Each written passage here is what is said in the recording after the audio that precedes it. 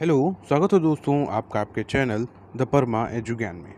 उम्मीद करता हूँ आप सभी लोग सही होंगे और आप सभी की प्रिपरेशन बहुत ही अच्छी तरह से चल रही होगी। दोस्तों, जैसा कि थंबनेल आप लोगों ने देखा और समझ गए यहाँ पे क्लासेस किस चीज़ की हैं, तो ये बीएड फर्स्ट ईयर की क्लासेस हैं जो कि आपके आगरा यूनिवर्सिटी, राजा महेंद्र प्रताप यूनिवर्सिटी और भी बाकी यूनिवर्सिटीज़ हैं जहाँ पे ये आता है चाइल्डहुड एंड ग्रोइंग अप। ठीक है, उसके विषय में हम लोग यहाँ पे ये थ्योरी क्लास करेंगे कंप्लीट। यहाँ पे जो भी आपके इम्पोर्टेंट यूनिट्स हैं उनके विषय में हम लोग पढ़ेंगे। जैसा कि आपका आगरा यूनिवर्सिटी के एग्ज़ाम्स होने वाले हैं, 18 को है भी, तो उनके लिए बहुत ही इम्पॉर्टेंट रहेगी बाल्यावस्था एवं विकास की यह क्लास। ठीक है, आप लोग ये एक रिवीजन क्लास भी कह सकते हो और ये इम्पॉर्टेंट क्लास इसलिए होगी क्योंकि पहले हम लोग समझें, उसके बाद एमसीक्यूज़ करें। एमसीक्यूज़ जितने आपको करने हैं आप करते रहिए, ठीक है, क्योंकि ये लास्ट टाइम है, प्रिपरेशन बहुत ज़रूरी है। तो यहाँ पे ये थ्योरी क्लास है, इसको कंप्लीट ज़रूर करिएगा। यहाँ से आपके लिए बहुत ही इंपॉर्टेंट क्वेश्चन बनेंगे एग्ज़ाम में। तो आप लोगों से यही कहूँगा कि इस क्लास को आप ज़रूर देखिए, ठीक है, ये बेहद ही इम्पॉर्टेंट होगी आप लोगों के लिए। इस क्लास में हम लोग कवर क्या करेंगे, सबसे पहले तो हम लोग ये देख लेते हैं। ठीक है, आपके जो यूनिट है, चैप्टर है आपका चाइल्डहुड एंड ग्रोइंग अप, बाल्यावस्था एवं विकास। तो इसमें हम लोग सबसे पहले कवर करेंगे growth and development, stages of development, विकास की जो अवस्थाएं हैं, फिर किस किस तरह के विकास होते हैं, टाइप्स ऑफ डेवलपमेंट, उसके बाद classification of stages of development, जहाँ पे आपने देखा होगा कि आपके पेपर में आता है कि इस व्यक्ति ने कितने बाल विकास के स्तर बताए हैं। सपोज़ करिए ब्रूनर ने कितने बताए हैं, या जीन प्याजे ने कितने बताए हैं, या सेल ने कितने बताए हैं। तो इस तरह के हम लोग जितने भी यहाँ पे कंप्लीट हैं वो हम लोग यहाँ पे कंप्लीट करेंगे। फिर जो डेवलपमेंट में फैक्टर्स अफेक्ट करते हैं उसके विषय में पढ़ेंगे। उसके बाद जो थ्योरीज़ ऑफ डेवलपमेंट हैं, जो आपके बाल्यावस्था एवं विकास में आती हैं, जो इम्पॉर्टेंट थ्योरी है उसके विषय में भी पढ़ेंगे। वो थ्योरीज़ कौन कौन सी होंगी, जीन प्याजे, वाइगोस्की, एरिक्सन, कोहलबर्ग। तो इस क्लास में जो है हम लोग इतनी सारी चीज़ों को कंप्लीट करेंगे। आप मानिए, जब इस क्लास को हम लोग कंप्लीट कर लेंगे, आप एमसीक्यूज़ को बहुत अच्छी तरह से सॉल्व करेंगे। तो ये क्लास ज़रूर देखिए। और अभी तक आप लोगों ने अगर चैनल को नहीं सब्सक्राइब किया है तो आप लोगों से कहूँगा इसको सब्सक्राइब कर लीजिए। आगे की क्लासेस भी आपको जल्दी ही जल्दी मिलती रहेंगी और इसको ज़्यादा से ज़्यादा शेयर भी करें। और आपसे यही कहूँगा, जो भी सुझाव हो आप लोग मुझे कमेंट के माध्यम से ज़रूर बताते रहिए। ठीक है, स्टार्ट कर लेते हैं हम लोग आज की क्लास को। और इसको ध्यान से देखिए, अपने पेन पेपर लेके भी बैठिए, नोट डाउन करते रहिए। ये जो मैंने पीपीटी तैयार की है, टेलीग्राम चैनल आप ज्वाइन कर लीजिएगा, वहाँ पे ये मैं पीपीटी ऐसे ही डाल दूँगा तो आप लोग इसको देख भी पाएंगे। मगर आपसे कहूँगा ज़रूर, आप अपने नोट्स ज़रूर बनाते रहिए। जो चीज़ आपको लगे ये लिखने वाली है, आप तुरंत उसको नोट डाउन करिए, वीडियो पॉज करिए और उसको नोट डाउन भी करते रहिए। तो हम लोग स्टार्ट करेंगे आज की क्लास को। ठीक है, आ जाइए भाई। अब देखिए, सबसे पहले इस फिगर के साथ स्टार्ट करते हैं। यहाँ पे ये क्या है, ये बच्चे हैं। बच्चे का यहाँ पे ग्रोथ भी हो रही है और विकास भी हो रहा है। ग्रोथ और विकास, ग्रोथ किस तरह से हो रही है, बच्चा भी छोटा है उससे बड़ा हुआ, वृद्धि हो रही है इसमें, क्या उसके शरीर में वृद्धि हो रही है। तो ये तो हो रही है वृद्धि। और विकास क्या हो रहा है, विकास इसमें कई तरह से हो रहा है। जैसे कि वो देखना, लोगों को समझता है, ये हमारे लिए कैसे हैं, या हमें क्या करना है क्या नहीं करना है, ये समझ के आधार पर उसमें क्या हो रहा है, डेवलपमेंट हो रहा है। तो आज की यूनिट में जो हम लोग चाइल्डहुड एंड ग्रोइंग अप है, इसमें हमारा पहला यूनिट यही रहेगा, ग्रोथ एंड डेवलपमेंट। ठीक है, तो ग्रोथ एंड डेवलपमेंट ये आपका आ गया। यहाँ पे आप इसको देखिए, वृद्धि क्या होती है, आप इसको बहुत अच्छी तरह से समझिए। अगर आपने समझा हुआ है, आप यकीन है कि आप लोगों ने पहले भी पढ़ा ही होगा, एग्ज़ाम्स आ चुके हैं तब, तो इसको आप रिवाइज़ भी कर सकते हैं। ठीक है, वृद्धि होता क्या है, वृद्धि, ग्रोथ का सीधा सा मतलब होता है वृद्धि। वृद्धि किस चीज़ में, यहाँ पे किस चीज़ को वृद्धि बताया गया है, तो वृद्धि का या देखिए सामान्यतः अर्थ जो बताया गया है वह है मानव शरीर के विभिन्न अंगों के विकास तथा अंगों के कार्य करने की क्षमता से जो है समझा जाता है। वृद्धि क्या है, जो हम लोग बच्चे से बड़े होते हैं, वो हमारे जो शरीर का विकास होता है उसको हम लोग यहाँ पे वृद्धि कहते हैं। वृद्धि का सीधा सा भौतिक अर्थ यही है, शरीर की विकास, शरीर का विकास। ठीक है, कैसे, देखिए उदाहरण भी दिया गया है कि जैसे जैसे बच्चे बड़े होते हैं उनके शरीर के अंग बढ़ते हैं। ठीक है। सामान्यतः वृद्धि का अर्थ बच्चे के शरीर के विभिन्न अंगों के विकास और अंगों के कार्य करने की क्षमता से लिया जाता है। उस वृद्धि को मापा और बोला भी जा सकता है। वृद्धि के शरीर के इन अंगों के विकास के फलस्वरूप उसका व्यवहार किसी रूप में प्रभावित होता है। अब देखिए आपको एमसीक्यूज़ कैसे पूछे जाते हैं। एमसीक्यूज़ ये पूछ लिया जाएगा कि क्या वृद्धि को मापा और बोला जा सकता है, क्योंकि आपका एमसीक्यूज़ का क्वेश्चंस होंगे। तो हाँ बिल्कुल, अब आपने यहाँ पे थ्योरीज में पढ़ लिया कि वृद्धि को मापा और बोला जा सकता है। और ये भी पूछा जा सकता है एमसीक्यूज़ के माध्यम से कि वृद्धि किसको कहते हैं, तो वहाँ पे ये भी दिया होगा कि शरीर के विकास को वृद्धि कहते हैं। तो इस तरह से एमसीक्यूज़ आपके बनते हैं। यहाँ पे जो एक एक पॉइंट्स लिखे हुए हैं ये सब आपके लिए बहुत ही इंपॉर्टेंट है दोस्तों, इनको आप ज़रूर ही समझते रहिए। ठीक है, बहुत छोटी छोटी चीज़ें होंगी जो आप नॉर्मल उसको पढ़ेंगे, मगर वही एमसीक्यूज़ भी वहाँ पे आते हैं। एमसीक्यूज़ बहुत ज़्यादा टफ नहीं होते हैं। ठीक है, यहीं से ही आपको एमसीक्यूज़ भी मिलेंगे। वृद्धि के विषय में और भी पढ़ते हैं। देखिए जो भी इम्पोर्टेंट हो सकता था वो मैं आप लोगों के लिए वृद्धि के विषय में एमसीक्यूज़ के माध्यम से आप उसको वहाँ पे पाएंगे।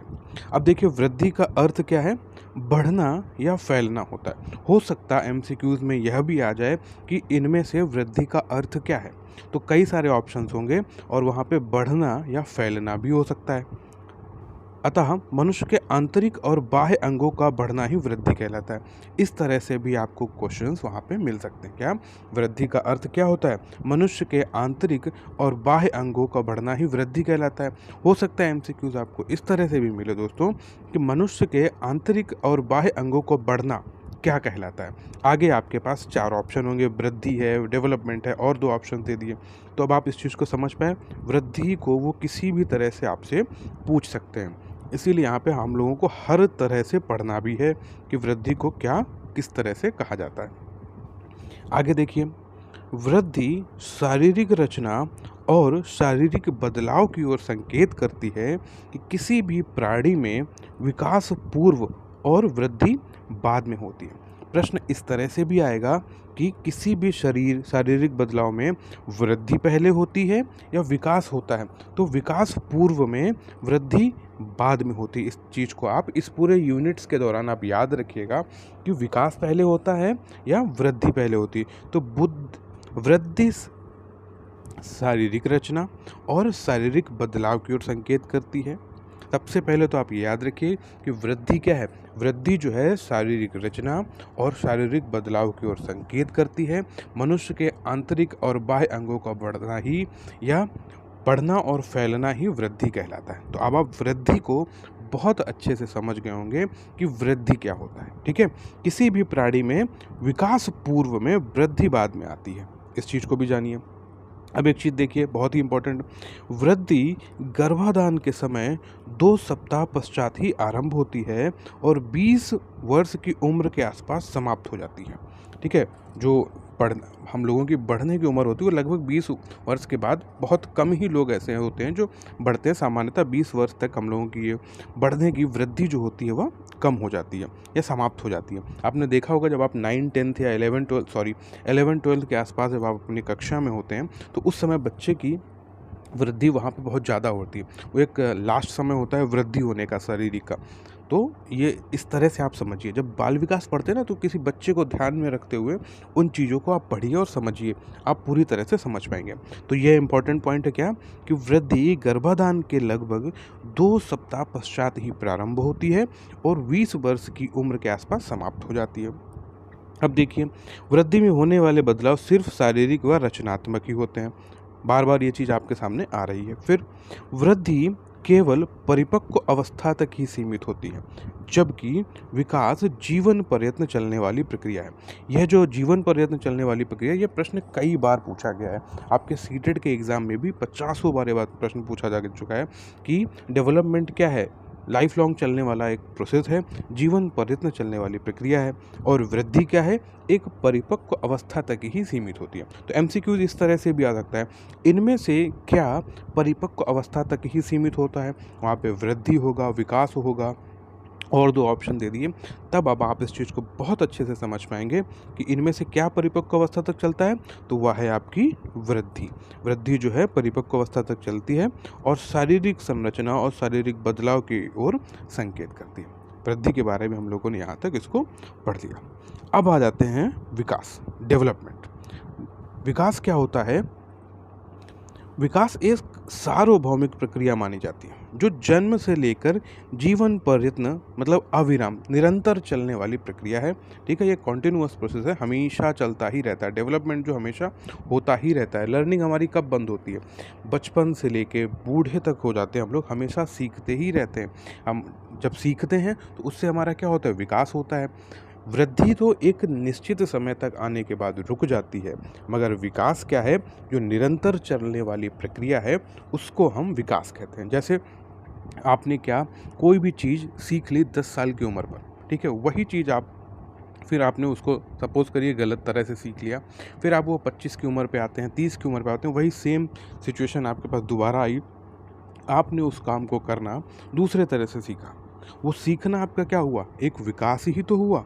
ठीक है, तो जब हम इस तरह से हमारी निरंतर चलने वाली प्रक्रिया, उसको हम क्या कहते हैं? विकास। विकास जो है हमारा हमेशा चलने वाली प्रक्रिया है। विकास केवल शारीरिक वृद्धि की ओर संकेत नहीं करता है, बल्कि इससे अंतर्गत प्रत्येक शारीरिक, मानसिक, सामाजिक और संवेगात्मक बदलाव शामिल रहते हैं, जो गर्भकाल से लेकर मृत्यु के पश्चात भी निरंतर मनुष्यों में प्रकट होते रहते हैं। अतः प्राणी के अंदर विभिन्न प्रकार के शारीरिक एवं मानसिक के क्रमिक बदलाव की उत्पत्ति जो है विकास कहलाती है। अब आप विकास बहुत अच्छी तरह से समझ गए होंगे। एमसीक्यूज में इस तरह से पूछा जा सकता है कि गर्भकाल से लेकर मृत्यु के पश्चात निरंतर चलने वाली प्रक्रिया को क्या कहते हैं? उसको क्या कहते हैं? उसको विकास कहते हैं। ठीक है, यहाँ पे सिर्फ दे दिया गया कि 20 वर्ष की उम्र तक या एक परिपक्व अवस्था तक चलने वाली प्रक्रिया को क्या कहते हैं? तो उसको वृद्धि कहते हैं, ग्रोथ कहते हैं। और जीवन पर्यंत चलने वाली प्रक्रिया को क्या कहते हैं? विकास कहते हैं। तो विकास के विषय में आप समझ गए। विकास क्या करता है? ये सिर्फ और सिर्फ शरीर की तरफ संकेत नहीं करता है। ये आपके शारीरिक, एक तो डेवलपमेंट हो रहा है, वृद्धि हो रही है कि आपका शरीर बढ़ रहा है, मगर उसमें डेवलपमेंट किस चीज़ का हो रहा है? आपके मस्तिष्क, मतलब आपकी जो संज्ञान वाली क्षमताएं हैं, आप में भाव बढ़ रहे हैं। ठीक है, आपने सामाजिक, जो आपके दोस्त यार बनते हैं, आपके कन्वर्सेशन स्किल्स जो आपकी हो जाती हैं, आप किसी से बात करते हैं, संवेग आते हैं, ये सब क्या है? ये सब डेवलपमेंट है।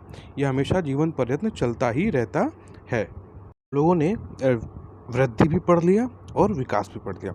अब इसके अंतर के बारे में पढ़ने, दोनों में अंतर क्या होता है? यहाँ से प्रश्न बहुत ही ज़्यादा आते हैं, तो इसके विषय में भी देखते हैं भाई।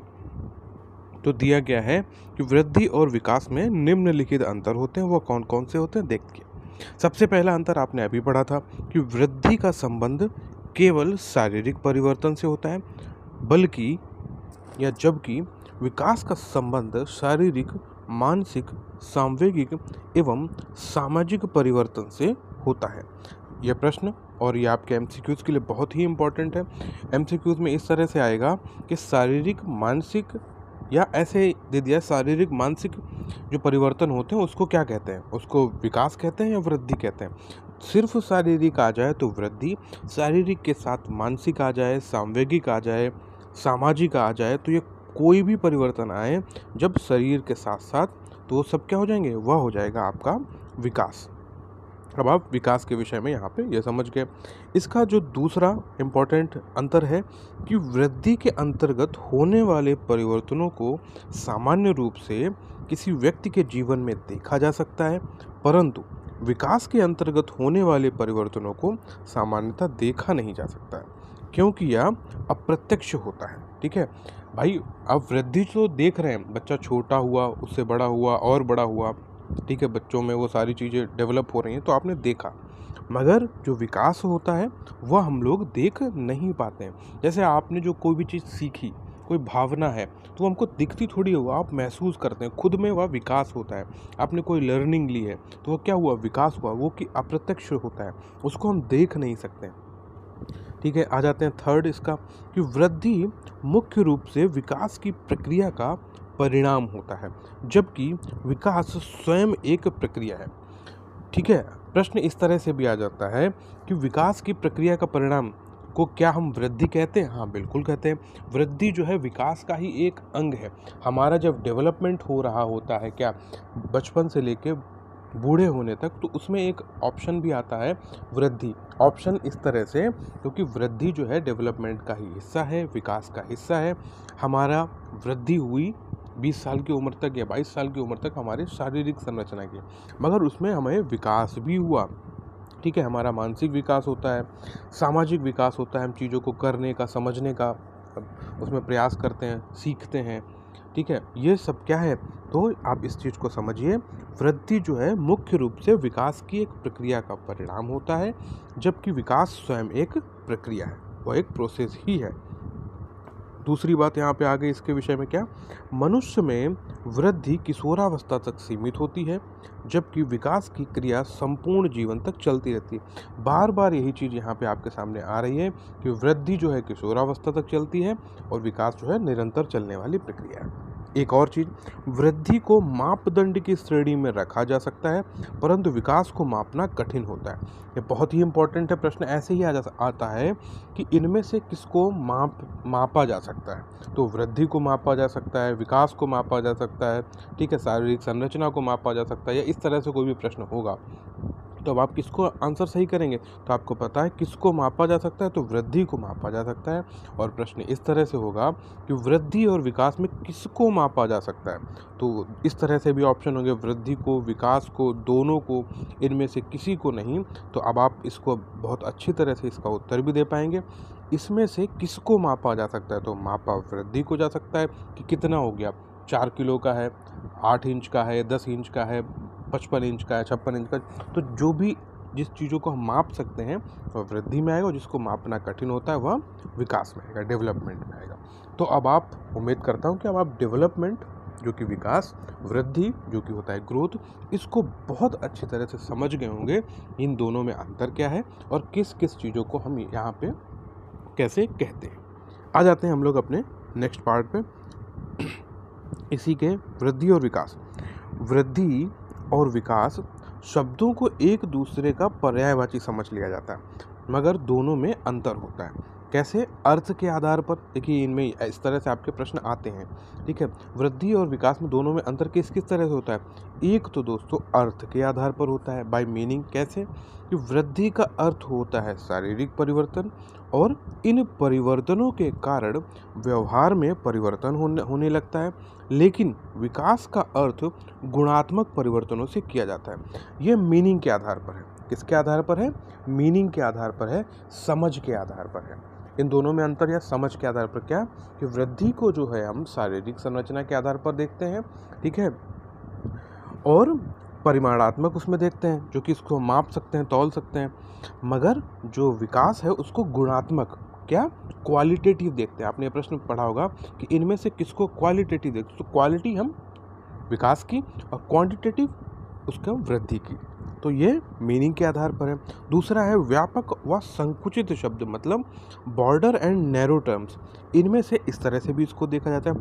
तो वृद्धि को जो है विकास से संकुचित माना गया है, मतलब नैरो माना गया है। मतलब क्योंकि आपने अभी पढ़ा था, वृद्धि जो है विकास के अंतर्गत आती है, और विकास जो है आपका एक व्यापक शब्द है, एक ब्रॉडर टर्म है, क्योंकि वृद्धि की अवधारणा विकास की अवधारणा का ही भाग है। तो अब आप इस चीज़ को समझ पाएंगे। इस तरह से एमसीक्यूज हो सकता है, इनमें से कौन सा व्यापक है या कौन सा संकुचित है। तो जो व्यापक है, जो बड़े स्तर पर है, वो व्यापक है। बड़े स्तर पर क्या है? वृद्धि है। क्यों? और छोटे स्तर पर क्या है? विकास है। क्यों? क्योंकि वृद्धि है छोटे स्तर पर। यहाँ पे वृद्धि जो है विकास का ही एक अंग है। तो अब आप इस चीज़ को समझ पाए होंगे। एक तो इन दोनों के अंतर में यह आधार है, एक मीनिंग के आधार पर, एक ब्रॉडर और नैरो टर्म्स के आधार पर।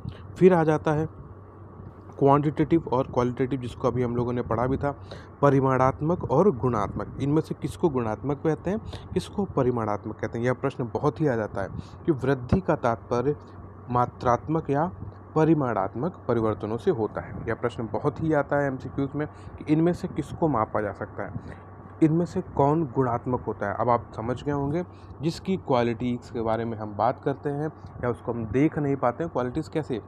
जो कि हमको दिखती नहीं है इस तरह से। तो इस चीज़ को आप समझिए क्या कि क्वालिटेटिव क्या होता है, गुणात्मक क्या होता है, डेवलपमेंट होता है, विकास होता है, और मात्रात्मक आपका वृद्धि होती है। नेक्स्ट आ जाता है वृद्धि और विकास की निरंतरता। अब आप ये देखिए बार बार वही चीज़ें हैं, मगर तरीका इनका अलग है, किस किस तरह से इन चीज़ों को पूछते हैं। निरंतरता का मतलब क्या है, अब आप बिना आगे पढ़े ही इसको समझ सकते हैं। वृद्धि निरंतर नहीं चलती है, वृद्धि एक समय सीमा तक ही होती है, ठीक है, परंतु शैशव काल में तीव्र होती है, आप इसको समझिए, और उसके बाद धीमी हो जाती है। लेकिन विकास की प्रक्रिया अनवरत चलती रहती है और रुकती नहीं है। आप इन चीज़ों को भूलेंगे नहीं दोस्तों, इसको बहुत ही अच्छे तरह से आप समझिए और पढ़िए। 2 से 3 बार इस चीज़ को समझ लेंगे तो आपका जो एग्ज़ाम होगा आप वहाँ पे सारे प्रश्न अच्छे से कर पाएंगे। मैं ये नहीं कहता हूँ कि यहाँ से सब कुछ आएगा, मगर हाँ, आपका अच्छा पेपर ज़रूर हो जाएगा जब हम चीज़ों को समझ लेंगे, फिर उसको समझ के आधार पर बहुत अच्छी तरह से कर पाएंगे। तो इसको ज़रूर समझिए, आप अपने नोट्स बनाइए ज़रूर, उसको देखते रहिए। नहीं बना रहे हैं तो वीडियो को 2-4 बार आप फॉरवर्ड मोड में आप देखते ज़रूर रहिए। यकीन मानिए बहुत ही हेल्प आपको मिलेगी। नेक्स्ट पे आ जाते हैं भाई। अब इसके कुछ सिद्धांत हैं।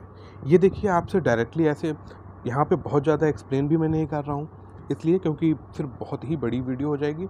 अभी आपका एग्ज़ाम परसों है, बाकी लोग जो देख रहे हैं उनके लिए, जिनके एग्ज़ाम्स बाद में हैं या सिर्फ पढ़ना चाहते हैं, तो उनके लिए इन सभी को हम लोग और ब्रॉडर वे में लेके आएंगे, उनको पढ़ेंगे। अभी आपका यूपी टेट का भी एग्ज़ाम होगा तो उसके लिए भी यहाँ पे हम लोग पढ़ेंगे। तो ये सिद्धांत है, ये सिद्धांत आप याद कर लीजिए, इनको नोट डाउन कर लीजिए या इसका स्क्रीनशॉट ले लीजिए। इसमें से इस तरह से ही पूछा जा सकता है, इनमें से कौन सा वृद्धि और विकास का सिद्धांत है।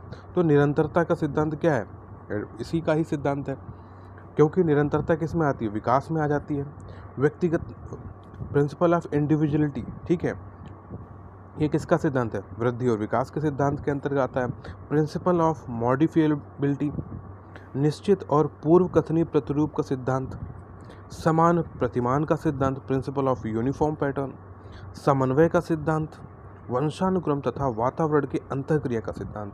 तो ये सभी सिद्धांत जो हैं इनको ऐसे ही याद कर लीजिए।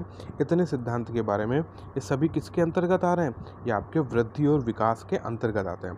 प्रिंसिपल ऑफ कॉन्टिन्यूटी को आप इस तरह से समझेंगे क्या, कि जो निरंतर चलने वाली प्रक्रिया है उसको हम क्या बोलते हैं, विकास बोलते हैं। इसी तरह से इसमें ये सभी के बारे में बताया गया है, मगर आपको याद रखने योग्य बात ये है कि आप इसको याद रखिए। वहाँ पे इस तरह से पूछ लिया जाएगा, इनमें से कौन सा सिद्धांत वृद्धि और विकास से रिलेट कर रहा है, तो आप ये पहले सभी को पढ़ लीजिए, ठीक है। आ जाते हैं, और हाँ, अगर आपको लगता है कि इनको और एक्सप्लेन करना है तो प्लीज़ आप कमेंट के माध्यम से बताइए, मैं इसको भी और अच्छे से एक्सप्लेन करूँगा। एक एक सिद्धांत को बहुत अच्छे से एक्सप्लेन करेंगे, ठीक है। अभी आपको सिर्फ थॉरली आपको समझना है कि आपके यूनिट्स में क्या क्या आ रहा है, इसलिए मैं आप लोगों के लिए ये लेके आया हूँ, ठीक है। आगे ये भी सिद्धांत जो है सारे क्लियर हो जाएंगे, इसी वीडियोस में आपको क्लियर होते भी चलेंगे। जब आप पढ़ लेंगे तो ये सिद्धांत आप कर पाएंगे। बार बार ये चीज़ों को कह रहा हूँ, इन यूनिट्स को पढ़िए और समझिए, अच्छी समझ बनाएंगे ना तो सारे सिद्धांत आप जब क्वेश्चन लेके बैठेंगे आप आपके एग्ज़ाम हॉल में, तो आप उनको अच्छी तरह से करेंगे। आ जाते हैं नेक्स्ट पे। एक तो देखिए जो डेवलपमेंट और विकास होता है ये डायरेक्शनल होता है, वो कितने डायरेक्शन में चलता है, तो ये प्रश्न यहाँ पे, और ये आपके सीटेट में बहुत प्यारा क्वेश्चन यहाँ से पूछे जाते हैं कि एक तो जो विकास होता है वो सेफलोकॉडल होता है, ठीक है, और एक होता है प्रॉक्सिमोडिस्टल। प्रॉक्सिमोडिस्टल जिसको कि हम समीपस्थ सिद्धांत बोलते हैं, और सेफलोकॉडल सिद्धांत जिसको कि हम सिरोधपादोन्मुखी विकास बोलते हैं या डेवलपमेंट बोलते हैं। एक समीपस्थ दूरस्थ विकास होता है। इन विकास के बारे में हमको पढ़ना है और समझना है कि यह प्रश्न आता है कि इनमें से ऐसा कौन सा सिद्धांत है जो या बाल विकास का प्रक्रिया है जहाँ पे विकास जो है सिर से लेकर पैरों तक बढ़ता है, उसको हम क्या बोलते हैं। तो जो भी विकास बच्चे में सिर से लेकर पैर तक होता है उस सिद्धांत को हम बोलते हैं सेफलोकॉडल सिद्धांत। क्या बोलते हैं उसको दोस्तों, सेफलोकॉडल सिद्धांत या सिर पादोन्मुखी सिद्धांत बोलते हैं। जब बच्चे में विकास सिर से लेकर पैर तक होता है तो उसको हम सेफलोकॉडल सिद्धांत बोलते हैं। हो सकता है प्रश्न दोस्तों आपसे इसलिए पूछ लिया जाए कि सेफलो का मतलब क्या होता है, तो सेफलो का मतलब यहाँ पे सिर है, ये और कॉर्डल का मतलब क्या है, तो पैर है। इस तरह से प्रश्न हो सकता है कि सेफलो कॉर्डल में सेफलो का मतलब क्या है। एमसीक्यू है, एमसीक्यूज किसी तरह से, तो आप इन चीज़ों को भी याद रखें। तो सेफलो का मतलब होता है यहाँ पे, सेफलो का मतलब होता है सिर, ठीक है, और पैरों का मतलब होता है कॉर्डल। ये सेफलो कॉर्डल का सिद्धांत है। सेफलो कॉर्डल में क्या होता है, बच्चे के शारीरिक हिस्से में ऊपर से लेकर निचले हिस्से का विकास होता है। इस तरह से भी प्रश्न हो जाएगा, वहाँ पे ये नहीं पूछेगा कि सिर और पैर, पहले सिर से लेकर पैर तक होता है। इस तरह से भी पूछ लिया जाए कि शरीर के ऊपरी हिस्से से लेके निचले हिस्सों तक जो विकास होता है उसको हम क्या बोलते हैं। प्रश्न इस तरह से भी आता है, तो उसको हम क्या बोलते हैं, सिरोध-पादोन्मुखी विकास बोलते हैं, सेफलोकॉर्डल सिद्धांत बोलते हैं। आप अच्छी तरह से समझिए, ऊपर से नीचे जो विकास होता है या सिर से पैर तक का विकास होता है, हेड टू टो विकास होता है, इन सभी को क्या बोलते हैं, सेफलोकॉर्डल सिद्धांत बोलते हैं। अब आ जाता है नेक्स्ट समीपस्थ, जिसको कि हम प्रॉक्सिमोडिस्टल सिद्धांत बोलते हैं। सेफलोकॉर्डल सिद्धांत के अलावा विकास की दिशा में सिद्धांत में प्रॉक्सिमोडिस्टल सिद्धांत भी है। इसका क्या मतलब होता है, शरीर के केंद्र से लेकर और छोरों, जो कि डिस्टल मतलब जो हमारे शरीर के केंद्र से, मतलब अभी आप आगे देखिए उसको कैसे समझते, शरीर के केंद्र से लेकर बाकी जो हमारे अदर पार्ट्स हैं वहाँ तक वो पहुँचता है, तो उस सिद्धांत को क्या बोलते हैं, उसको हम बोलते हैं प्रॉक्सिमोडिस्टल सिद्धांत। देखिए यहाँ पे इसका मैंने एक फिगर भी ऐड किया है। जब बच्चे में सिद्धांत, ये सर हो गया, आपको बहुत अच्छे से दिख रहा है, और इस तरह से विकास जब इधर जाता है सर से लेकर पैर तक, तो उसको हम सेफलोकॉर्डल सिद्धांत बोलते हैं। मगर जब विकास सेंटर से लेकर, सेंटर का मतलब यहाँ पे है कि छोटी छोटी चीज़ें बच्चे में डेवलप होती है, अंदर के पार्ट्स डेवलप हुए, उसके बाद फिर वो और ब्रॉडर टर्म में जाते हैं, बाहर जाते हैं, और पूरी तरह से जब डेवलप होते हैं तो बाहरी हिस्सों में भी वो डेवलप होके जाते रहते हैं। तो जब सेंटर से लेकर बाहरी पार्ट तक वो विकास जाता है, तो उसको क्या बोलते हैं, समीपस्थ दूरस्थ विकास। मतलब पहले पास वाले होंगे, फिर दूर वाली चीज़ें डेवलप होंगी। तो इस जब पहले पास वाली चीज़ें डेवलप होंगी और दूर वाली चीज़ें डेवलप होंगी, तो उसको पहले क्या बोलेंगे, समीपस्थ और दूरस्थ विकास, ठीक है। अब जो ऊपर से लेकर नीचे तक जो विकास होता है उसको क्या बोलते हैं, उसको हम बोलते हैं सेफलोकॉर्डल सिद्धांत। अब देखिए इस तरह से आप इसको बहुत अच्छी तरह आसानी से समझ सकते हैं।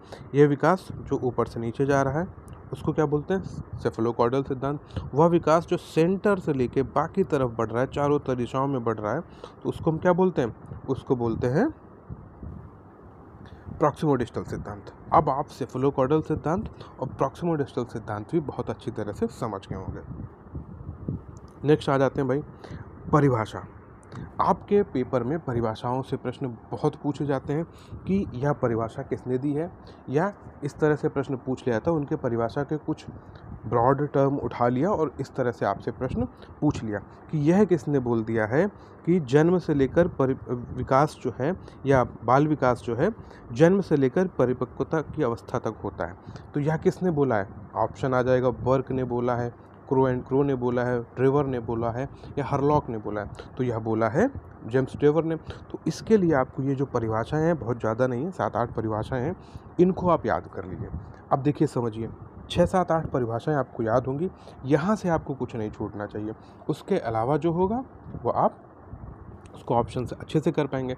आपको 6-7 लोगों के विषय के में पता है कि इन लोगों ने ये परिभाषा दी है, जो भी और परिभाषा होगी और वहाँ पे ये सब ऑप्शंस होंगे, तो आप समझ जाएंगे इन्होंने तो नहीं दी है। तो बचे हुए ऑप्शन जो हैं उसके साथ आप खेल सकते हैं अच्छे से। तो इस तरह से आप एलिमिनेशन मेथड भी लगा सकते हैं। तो ये परिभाषाएं भाई जरूर याद कर लो। परिभाषाएं कौन सी है, सबसे पहले बर्क साहब के बारे में पढ़ते हैं। बर्क के अनुसार क्या है कि बाल विकास मनोविज्ञान की एक शाखा है, जिसमें व्यक्ति की जन्म पूर्व अवस्था में परिपक्वता तक होने वाले सभी परिवर्तनों को स्पष्ट किया जाता है। ठीक है, यह किसने बोला है, यह बोला है बर्क ने। क्या बोला है कि व्यक्ति की जन्म पूर्व अवस्था में परिपक्वता तक होने वाले सभी परिवर्तनों को स्पष्ट किया जाता है। यह किसने बोला है, बर्क ने। क्रो एंड क्रो ने क्या बोला है, कि बाल मनोविज्ञान वह वैज्ञानिक अध्ययन है जो व्यक्ति के विकास का अध्ययन गर्भकाल के प्रारंभ से किशोरावस्था की प्रारंभिक अवस्था तक करता है। एमसीक्यूज किस तरह से अब यहाँ पे आएगा, देखिए बहुत अच्छे से आप समझ भी गए होंगे कि बाल विकास की उस अवस्था तक, या इस तरह से इनमें से किसने बोला कि बाल विकास का अध्ययन गर्भकाल के प्रारंभ से और किशोरावस्था के प्रारंभिक अवस्था तक करता है। तो यह किसने बोला है? तो यह बोला है क्रो एंड क्रो ने। इस चीज़ को याद रखिए कि यह किसने कहा है कि बच्चे का विकास जो है गर्भकाल के प्रारंभ से लेकर और किशोरावस्था की प्रारंभिक अवस्था तक चलता है। तो वह किसने बोला है? क्रो एंड क्रो साहब ने बोला है। जेम्स टेवर ने क्या बोला है? बाल मनोविज्ञान वह शाखा है कि जिसमें जन्म से परिपक्वता अवस्था तक विकसित हो रहे मानव का अध्ययन किया जाता है। ठीक है, इसमें देखिए क्या इन्होंने बोला है कि परिपक्वता अवस्था तक सभी परिवर्तनों को स्पष्ट किया जाता है। बहुत छोटे छोटे टर्म्स हैं, याद रखिएगा।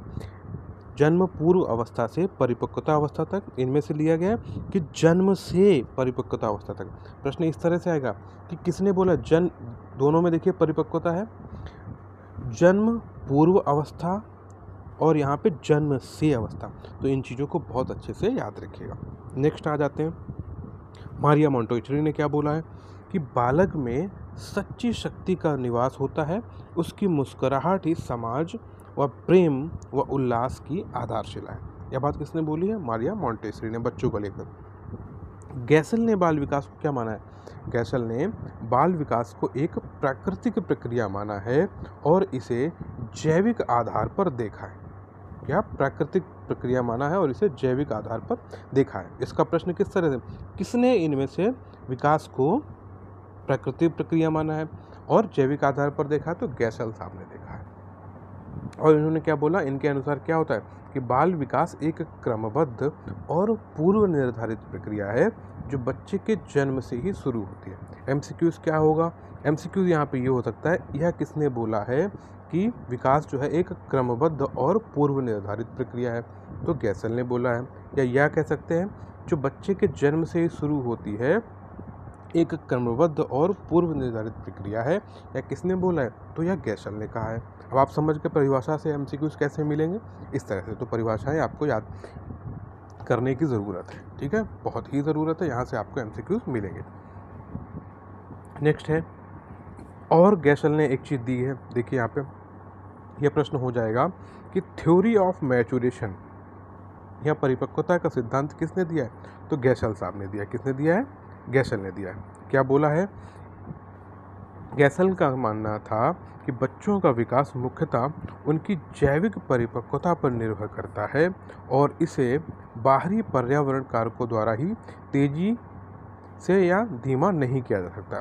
फिर से देखिए परिपक्वता आ गया, याद रखिए। एक में जन्म से परिपक्वता की बात करी गई थी, एक में जन्म से पूर्व प्रक्रिया की बात करी गई थी परिपक्वता की, और एक में है परिपक्वता की तो बात है मगर जैविक परिपक्वता। किसने बात करी है? तो गैसल ने। और डेवलपमेंट माइलस्टोन मतलब विकास को मील के पत्थर की तरह इन्होंने कैसे देखा है कि उन्होंने बच्चे के विकास के विभिन्न चरणों को मापा और दस्तावेज किया जो आमतौर पर अधिकांश बच्चों में समान होते हैं। तो यह बात किसने बोली है? गैसल ने। तो ये दो चीज़ें आपको बहुत इंपॉर्टेंट याद रखनी है गैसल के बारे में। नेक्स्ट आ जाते हैं भाई, हारलॉक ने क्या बोला है? फिर से देखिए, हर बाल विकास के विषय में परिपक्वता अवस्था तक होने वाले विकासों का अध्ययन किया जाता है। या डायरेक्टली आपको ऐसे ही पूछा जा सकता है कि बाल विकास में परिपक्वता अवस्था तक होने वाले विकासों का अध्ययन किया जाता है, या किसने बोला है? तो ये हारलॉक साहब ने बोला है। डार्विन के अनुसार देखिए क्या है कि बाल विकास व्यवहारों का विज्ञान होता है जिसके अंतर्गत बालक के व्यवहार का अध्ययन गर्भावस्था से लेकर मृत्यु पर्यंत तक किया जाता है। क्या? गर्भावस्था से लेकर मृत्यु पर्यंत तक किया जाता है। तो यह बात किसने बोली कि बाल विकास का अध्ययन गर्भावस्था से लेकर मृत्यु पर्यंत तक किया जाता है? तो डार्विन जी ने बोली है। मुनरो ने क्या बोला है? परिवर्तन श्रृंखला की वह अवस्था है जिसमें बच्चा भ्रूण अवस्था से लेकर प्रौढ़ावस्था तक गुजरता है। तो यह किसने बोला है? मुनरो ने बोला है। सभी एक जैसी लगेंगी आपको, इनमें छोटे छोटे टर्म्स हैं, आप अपने निमोनिक्स बनाइए दोस्तों। देखिए टीचर क्या है, आपको पढ़ा सकता है, समझा सकता है, मगर याद करने के लिए आपको अपने निमोनिक्स बनाने पड़ेंगे। आप देखिए, आप जिन भाषाओं में आप अपने निमोनिक्स बनाते हैं, आप बनाइए। निमोनिक्स का मतलब क्या होता है? वह भाषा या वह तरीका जहाँ से हम चीज़ों को याद करते हैं। अब आप जिस तरह से याद करने में सक्षम हैं, उस तरह से आप इसको याद करिए। पेपर है, अब ये आपका कह सकते हैं फैक्चुअल चीज़ है, ये तो आपको याद करनी ही पड़ेगी। ऐसे ही प्रश्न आएंगे एमसीक्यूज़ में, यहीं से प्रश्न मिलेंगे। जब आप एग्ज़ाम करके आएंगे तो आप देखेंगे कि इस परिभाषा से प्रश्न पूछ लिया गया, यहाँ से प्रश्न पूछ लेगा, तो आप इसको बहुत अच्छी तरह से पढ़ लीजिए। लिमिटेड है यहाँ पे, इनको पढ़ लीजिए। किताब पढ़ेंगे तो आप बहुत सारी होंगी, फिर आप कहेंगे इतना कैसे पढ़ें? तो जितना आपके पास यहाँ से मिल रहा है उतना तो एटलीस्ट आप पढ़ लीजिए। ठीक है, मुनरो के अनुसार हो गया, हरलॉक के अनुसार हो गया, डार्विन के अनुसार हो गया, आइजैक के अनुसार भी देखिए, पढ़ लीजिए। आइजैक ने क्या बोला है कि बाल मनोविज्ञान का संबंध बालक में मनोवैज्ञानिक प्रक्रियाओं के विकास से है। किससे? मनोवैज्ञानिक प्रक्रियाओं के विकास से है। इसमें गर्भकालीन अवस्था, जन्म, शैशवावस्था, बाल्यावस्था, किशोरावस्था और परिपक्व अवस्था तक के बालक की मनोवैज्ञानिक विकास प्रक्रियाओं का अध्ययन किया जाता है। अब इस परिभाषा को तो आप बहुत अच्छे से याद कर लेंगे, छोटे छोटे टर्म समझने हैं। अब देखिए, इतनी बड़ी परिभाषा है, मगर याद करने में सबसे आसानी इसमें होगी, हमें लग रहा। क्यों? अब आइजैक ने क्या बोला है कि बच्चे के गर्भकाल से लेकर, जन्म से लेकर शैशवावस्था, बाल्यावस्था, किशोरावस्था, परिपक्वता अवस्था, ये इतनी सारी बातें किसने बोली? तो आइजैक ने। अब यह परिभाषा आपको आसानी से याद हो जाएगी। हरलॉक की एक और परिभाषा है, उसको भी देख लीजिए कि आज बाल विकास के मुख्यतः बालक के रूप, व्यवहार, रुचियों और लक्ष्यों में होने वाले उन विशिष्ट परिवर्तनों की खोज पर बल दिया जाता है जो उसके एक विकासात्मक अवस्था से दूसरी विकासात्मक अवस्था में पदार्पण करते समय होते हैं। ठीक है, मतलब एक विकास अवस्था से दूसरी विकास अवस्था में जब वो एंटर कर रहा होता है। तो यह बात किसने बोली? हरलॉक ने बोली। छोटी छोटी एक लाइन वहाँ से आपसे पूछ लेंगे। फिर बाल विकास में साथ ही साथ यह खोज का भी प्रयास किया जाता है कि यह परिवर्तन कब होते हैं, इसके क्या कारण होते हैं, यह व्यक्तिक है या सार्वभौमिक। हो सकता है आपसे एमसीक्यूज में यह पूछ ले कि यह किसने बोला है कि बाल विकास में यह खोज का प्रयास किया जाता है कि परिवर्तन कब होते हैं, किसके कारण क्या है, और व्यक्तिक है या सार्वभौमिक। तो यह किसने बोला है? तो यह हरलॉक जी ने बोला है। 2 से 3 बार ये वीडियो भी देखेंगे और इन चीज़ों को पढ़ेंगे तो आप अच्छी तरह से याद कर ले जाएंगे। ये इनकी परिभाषा के विषय में यहाँ पे हो गया। अब देखिए, टाइप्स ऑफ डेवलपमेंट पढ़ लेते हैं। विकास के प्रकार क्या होते हैं, कहाँ कहाँ से विकास होता है, किस किस तरह से विकास होता है। ठीक है, विकास अभी हम लोगों ने पढ़ा, निरंतर चलने वाली प्रक्रिया तो है, मगर वो किस तरह से निरंतर चलती है, ठीक है, वो अब हम लोग यहाँ पे पढ़ेंगे। एक तो हो गया भाई आपका शारीरिक विकास, जिसको कि हम क्या बोलते हैं? Physical development. एक हो जाता है कॉग्निटिव डेवलपमेंट, इसके आगे भी इनको पढ़िए। प्रश्न आपसे इस तरह से पूछ लेगा, क्या ये विकास का प्रकार है? शारीरिक डेवलपमेंट, संज्ञानात्मक डेवलपमेंट, ठीक है, मोटर डेवलपमेंट या कुछ और? तो अब आपको वहाँ पे टिक करना होगा। तो उसके लिए सबसे पहले जो बड़ी चीज़ ये है कि ये एक विकास का प्रकार है। संज्ञानात्मक विकास जो है एक डेवलपमेंट का प्रकार है।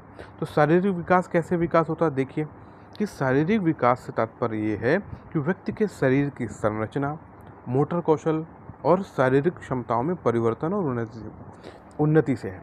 मोटर कौशल का मतलब क्या होता है? जो हम एक्टिविटीज़ करते हैं, जैसे बहुत छोटे बच्चे होते हैं, हाथ चलाते हैं, ठीक है, विकास तो, वृद्धि तो हुई है, उसके हाथ तो बड़े हुए हैं, मगर हाथ चलाना, किस जगह पे चलाना, किस तरह से वो किसी चीज़ को पकड़ता है, ये मोटर इसमें आता है, जिसमें कि वो मूवमेंट सारी करता है, समझ के साथ करता है।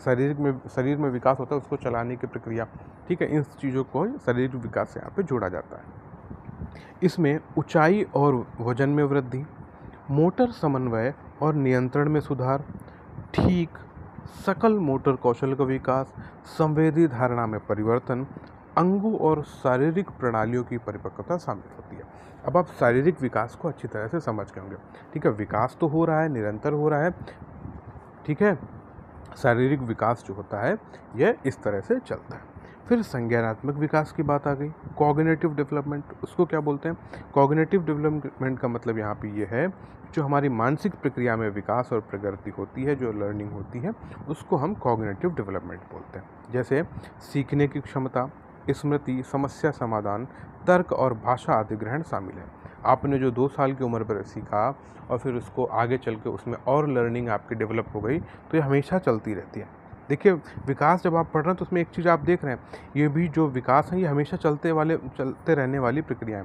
फिजिकल डेवलपमेंट है, मगर फिजिकल डेवलपमेंट में भी किस किस तरह से डेवलपमेंट हो रहा है ये हमेशा चले। संज्ञानात्मक विकास हमेशा हमेशा चलता रहता है।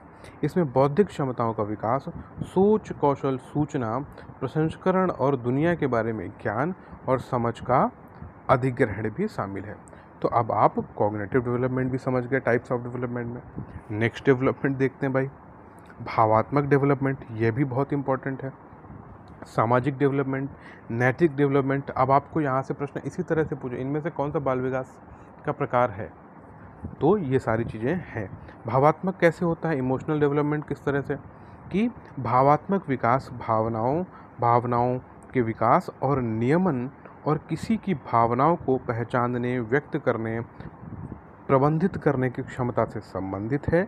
इसमें भावात्मक जागरूकता, सहानुभूति, आत्म जागरूकता, आत्मनियमन और दूसरों के साथ भावनात्मक संबंधों की स्थापना का विकास शामिल है। अच्छा, यहाँ से आप सोच रहे होंगे कि एमसीक्यूज़ कैसे मिलेंगे, क्योंकि एमसीक्यूज़ का प्रश्न है। तो एमसीक्यूज़ इस तरह से आ सकता है कि इनमें से यह कौन सा प्रकार है बाल विकास का, ठीक है? क्या कि एक दूसरे से संपर्क, या इस तरह से पूछ ले, इसमें से भावनात्मक विकास कौन सा? एक दूसरे से संपर्क करना, ठीक है, नैतिक निर्णय लेना या और भी चीज़ें। और उसमें साथ में उन्होंने ये भी शामिल कर दिया कि आत्म जागरूकता और आत्मनियमन।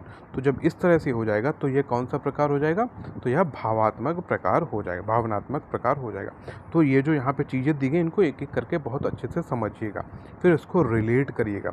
समझ के आधार पर प्रश्न होगा। एमसीक्यूज़ लोगों को बहुत आसान लगते हैं, मगर एमसीक्यूज़ हम तभी आसानी से कर पाते हैं जब हमने थ्योरी को बहुत अच्छी तरह से पढ़ा होता है। तो इसको आप बहुत अच्छे से समझिएगा भाई। फिर आ जाता है भावात्मक विकास के बाद सोशल डेवलपमेंट। सामाजिक विकास क्या होता है?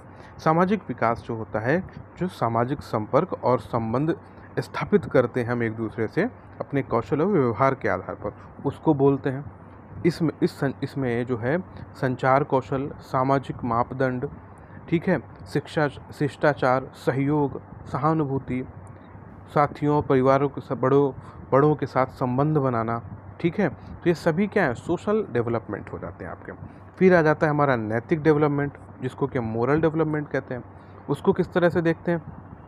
तो मोरल डेवलपमेंट होता है कि नैतिक विकास के किसी व्यक्ति के नैतिक सिद्धांतों, मूल्यों, सही गलत में अंतर करने की क्षमता के निर्माण को हम नैतिक विकास कहते हैं।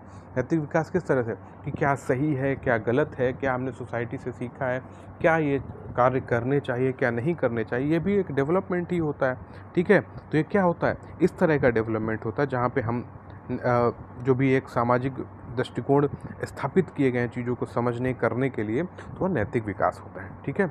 तो इसमें नैतिक तर्क, सहानुभूति, ये सारी चीज़ें शामिल हो जाती हैं। तो ये नैतिक विकास इस तरह से हो जाता है। फिर भाषा का विकास, लैंग्वेज डेवलपमेंट होता है, ये भी एक विकास होता है।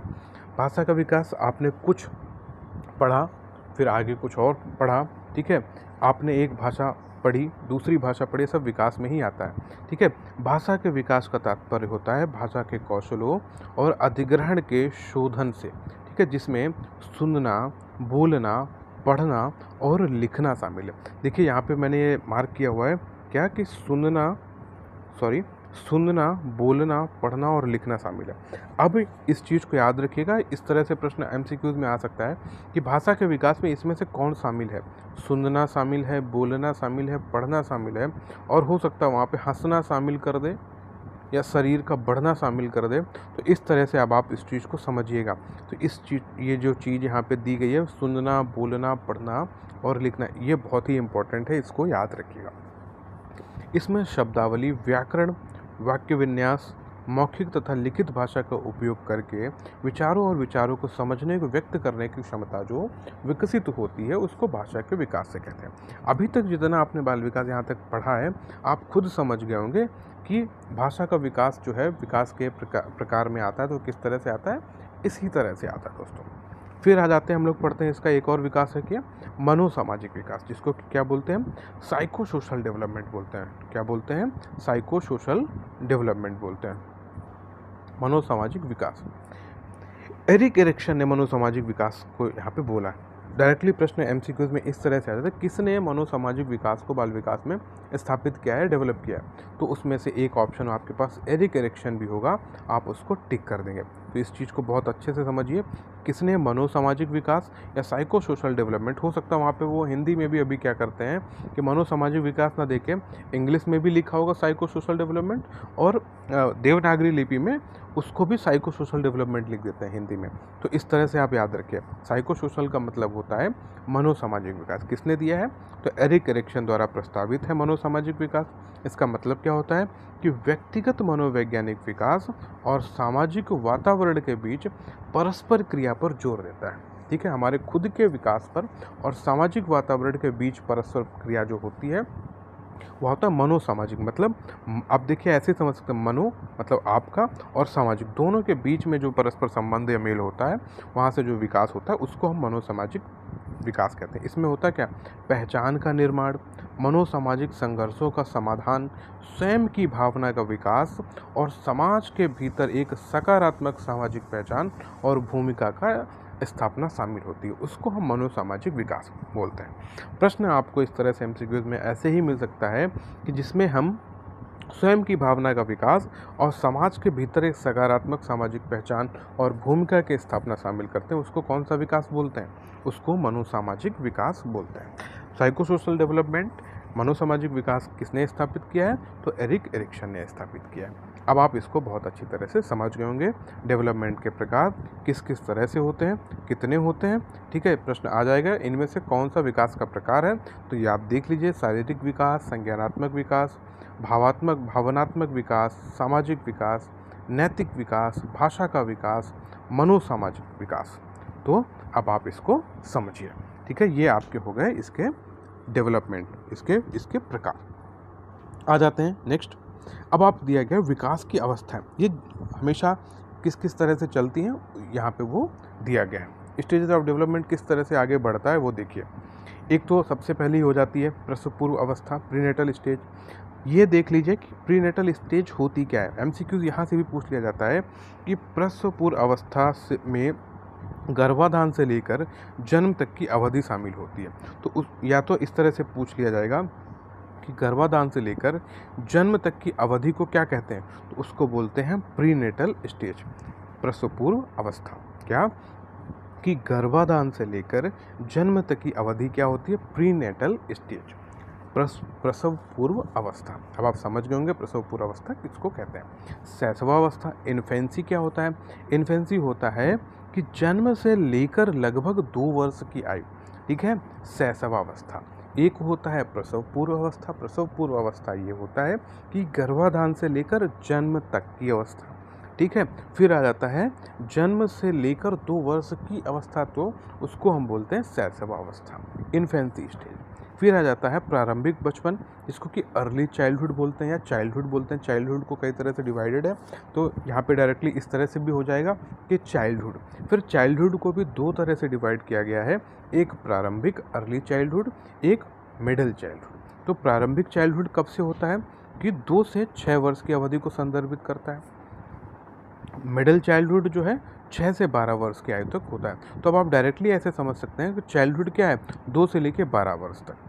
समझ के प्रश्न इस तरह से डायरेक्टली आ जाता है कि आपकी जो बाल्यावस्था है वो कब तक होती है, 2 से 4, 5 से 7, 8 से 12 या 6 से 12। तो आप इस तरह को बहुत अच्छे से समझ पाएंगे कि बाल्यावस्था क्या है आपकी 2 से 12 अवस्था तक, 12 वर्ष तक है। यहाँ पे पूरा डिटेल में आपको यहाँ पे दिया गया है। किशोरावस्था कब से कब तक की अवस्था होती है, तो 12 से लेकर 18 वर्ष की अवस्था को किशोरावस्था कहते हैं। ये सभी चीज़ें बहुत इंपॉर्टेंट है, याद रखिएगा। एडोलेसेंस हो जाता है।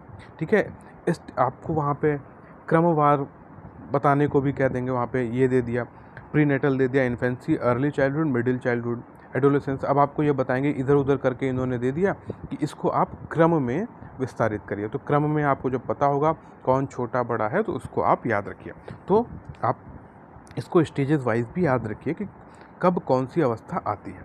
फिर देखिए मिडिल एडल्टहुड। मिडिल एडल्टहुड की अवधि क्या है, 40 से लेकर 65 वर्ष की आयु तक। फिर लेट एडल्टहुड, 65 वर्ष की आयु के बाद, जिसको कि हम क्या देर से वयस्कता बोलते हैं या वृद्धावस्था में वो आने लग जाता है। तो ये आपकी जो है बाल विकास की और अवस्थाएं हैं, इनको किस किस तरह से देखा जाता है। यहाँ से प्रश्न बनने की संभावना ये है कि यहाँ से प्रश्न बोल दिया गया कि अर्ली चाइल्डहुड इसमें से कौन सी अवस्था होती है। अर्ली चाइल्डहुड कितने से कितने वर्षों तक होती है। आपके पास ऑप्शंस क्या होंगे, 2 से 4 वर्ष की उम्र तक, 2 से 7 वर्ष, 2 से 6 वर्ष, 6 से 12 या 12 से 18। तो अब आप इसको बहुत अच्छे से समझ गए हैं कि अर्ली चाइल्डहुड क्या होता है, 2 से 6 वर्ष होता है। मिडिल चाइल्डहुड 6 से 12 वर्ष होता है। मिडिल एडल्टहुड क्या होता है, 40 से 65 वर्ष होता है। एमसीक्यू इस तरह से भी आ सकता है, इधर इन्होंने ऑप्शंस दे दिए एक साइड में, इधर और इधर इनके ग्रुप दे दिया और पूरे क्वेश्चन को इन्होंने क्या करा दिया, मैचिंग में दिलवा दिए। ठीक है, यहाँ पे लिख लिया early childhood, middle childhood, late childhood और इनके सबके ऑप्शंस यहाँ पे लिख दिए, आपको ये मैच करने होंगे। तो इसके लिए देखिए 4 यहाँ पे क्वेश्चंस होते हैं, 4 पॉइंट होंगे। अब ये 4 चीज़ें आपको याद होनी चाहिए। एमसीक्यू इस तरह से भी बनते हैं, तो अब आप इन चीज़ों को बहुत अच्छी तरह से याद रखिए। ये तो हो गया इनकी अवस्थाओं के बारे में। अब आगे पढ़ लेते हैं विकास के चरणों का वर्गीकरण। ये बहुत ही इम्पोर्टेंट, यहाँ से डायरेक्ट प्रश्न आपको इस तरह से मिलते हैं कि शैले के अनुसार बाल विकास की कितनी अवस्थाएं हैं। तो शैले के अनुसार जो हैं वह 3 अवस्थाएं हैं। इसको सबसे पहले तो आप ये याद रखिए, जो जिस तरह से एमसीक्यूज़ पूछे जाते हैं वो मैं आपको बता रहा हूँ। और ये पूछ लिया जाता है कि शैले के अनुसार बाल्यावस्था की अवस्था कब से कब तक होती है। तो शैले के अनुसार बाल्यावस्था की अवस्था 6 से 12 वर्ष तक होती है। या इस तरह से पूछ लिया जाता है कि शैले के अनुसार दूसरी अवस्था कौन है, तो बाल्यावस्था है। शैले के अनुसार पहली कौन सी है, शैशवावस्था और किशोरावस्था। यह पूछ लिया जा सकता है एमसीक्यूज़ में कि शैले के अनुसार कौन कौन सी अवस्थाएं होती हैं। वहाँ पे 4 ऑप्शन दिए होंगे और इसमें से कौन सी नहीं होती है। तो जो नहीं होती, हो सकता है उन्होंने यहाँ पे पूर्व बाल्यावस्था पूछ लिया और शैशवावस्था, बाल्यावस्था, किशोरावस्था पूछ लिया। तो जो नहीं होगी वो पूर्व बाल्यावस्था नहीं होगी। तो शैले के अनुसार जो भी चीज़ें हैं वो आप बहुत अच्छी तरह से आपके लिए समझने की ये है कि शैले के अनुसार सबसे पहले 3 अवस्थाएँ होती हैं। कौन कौन सी होती है, शैशवावस्था 0 से 5 वर्ष, बाल्यावस्था 6 से 12 वर्ष, किशोरावस्था 13 से 18 वर्ष। बहुत ही इंपॉर्टेंट है, याद रखिएगा। प्रश्न इसी तरह से आएगा कि शैले के अनुसार शैशवावस्था 0 से 5 वर्ष तक की होती है। ठीक है, क्या होगा कि 0 से 5 वर्ष तक की अवस्था को शैशवावस्था कहते हैं या किसके अनुसार है। तो ऑप्शंस होंगे, उसमें से शैले साहब होंगे। तो अब आप इसको याद रख लीजिएगा। इस तरह से हो सकता है कि किशोरावस्था जो कि 13 से 18 वर्ष है, किसके अनुसार है, शैले के अनुसार। या इस तरह से भी हो सकता है प्रश्न कि शैले के अनुसार जो है किशोरावस्था की अवधि क्या होती है। तो शैले के अनुसार किशोरावस्था की अवधि 13 से 18 वर्ष है। क्लियर। कई बार मैंने इस चीज़ को यहाँ पे घुमा फिरा के आपको एमसीक्यूज़ बताया। इसी तरह से आपको एमसीक्यूज़ आएंगे। एमसीक्यूज़ और देंगे कहाँ से, जो भी आपके यूनिट्स हैं यहीं से तो देंगे। यहाँ पे बहुत सारे एमसीक्यूज़ 50 एमसीक्यूज़ सिर्फ इस आपके फॉर्मेट से बन सकते हैं। 50 एमसीक्यूज़। ठीक है, इसको बहुत अच्छी तरह से पढ़ने हैं। एक एक चीज़ बारीकी से समझिए, मतलब इधर से भी पढ़िए, इधर से भी पढ़िए। जिस तरह से आपको पढ़ना समझना है पढ़िए, बेहद ही इम्पोर्टेंट है। रॉस के अनुसार कितने यहाँ पे बाल्यावस्था के दिया गया, तो रॉस के अनुसार यहाँ पे दे दिया 4 दिया गया। कौन कौन से रॉस के अनुसार हैं। सबसे पहले है शैशवावस्था 1 से 3 वर्ष, पूर्व बाल्यावस्था 3 से 6 वर्ष, उत्तर बाल्यावस्था 6 से 12 वर्ष, किशोरावस्था 12 से 18 वर्ष। तो ये रॉस के अनुसार है। बहुत अच्छे से याद करिएगा भाइयों। ठीक है, हरलॉक के अनुसार कितनी अवस्थाएं हैं। ठीक है, क्योंकि हरलॉक के अनुसार कैसी अवस्था, ये प्रश्न एक बार आया था कि हरलॉक के अनुसार शैशवावस्था कब से कब तक की अवस्था होती है। तो हरलॉक के अनुसार शैशवावस्था जो है जन्म से लेकर 2 वर्ष की आयु तक बोला जाता है। अब आप बहुत अच्छी तरह से समझ होंगे प्रश्न किस तरह से आते हैं। तो कौन कौन सी अवस्था होती हैं, ये सभी हरलॉक के बारे में यहाँ पे दी गई हैं। इनको बहुत अच्छे से समझिए। हरलॉक के अनुसार सबसे पहली अवस्था क्या होती है, प्रसूति पूर्व अवस्था, प्रीनेटल पीरियड होता है, जिसको कि गर्भकाल से लेकर जन्म काल की अवस्था तक बोलते हैं। फिर शैशवावस्था होती है, जन्म से लेकर 2 वर्ष की अवस्था। उसके बाद बाल्यावस्था होती है, मगर 2 तरह से डिवाइडेड है। एक अर्ली चाइल्डहुड 2 से 6 वर्ष की आयु, एक मध्य चाइल्डहुड जो कि 6 से 12 वर्ष की आयु। फिर उसके बाद हर लॉ के अनुसार जो है किशोरावस्था 12 से 18 वर्ष, अर्ली एडल्टहुड 18 से 40 वर्ष, मिडिल एडल्टहुड 40 से 60 वर्ष और वृद्धोवस्था लेटर चाइल्डहुड जो कि 60 से के आगे जीवन के अंत तक, उसको क्या बोलते हैं, वृद्धावस्था या लेट चाइल्डहुड बोलते हैं। इस तरह से भी एमसीक्यू आ सकता है। ये सभी वहाँ पे पॉइंट्स दिए गए होंगे, इनको सीक्वेंस में रखना, सभी को उलट पलट करके रखना होगा और आपको ये सभी ऑप्शंस पता होंगे कि सबसे पहले कौन कौन से आते हैं, तभी आप इसको अच्छी तरह से रख पाएंगे। तो इसको बहुत अच्छी तरह से याद करिएगा भाइयों दोस्तों, ठीक है, समझिए भाई।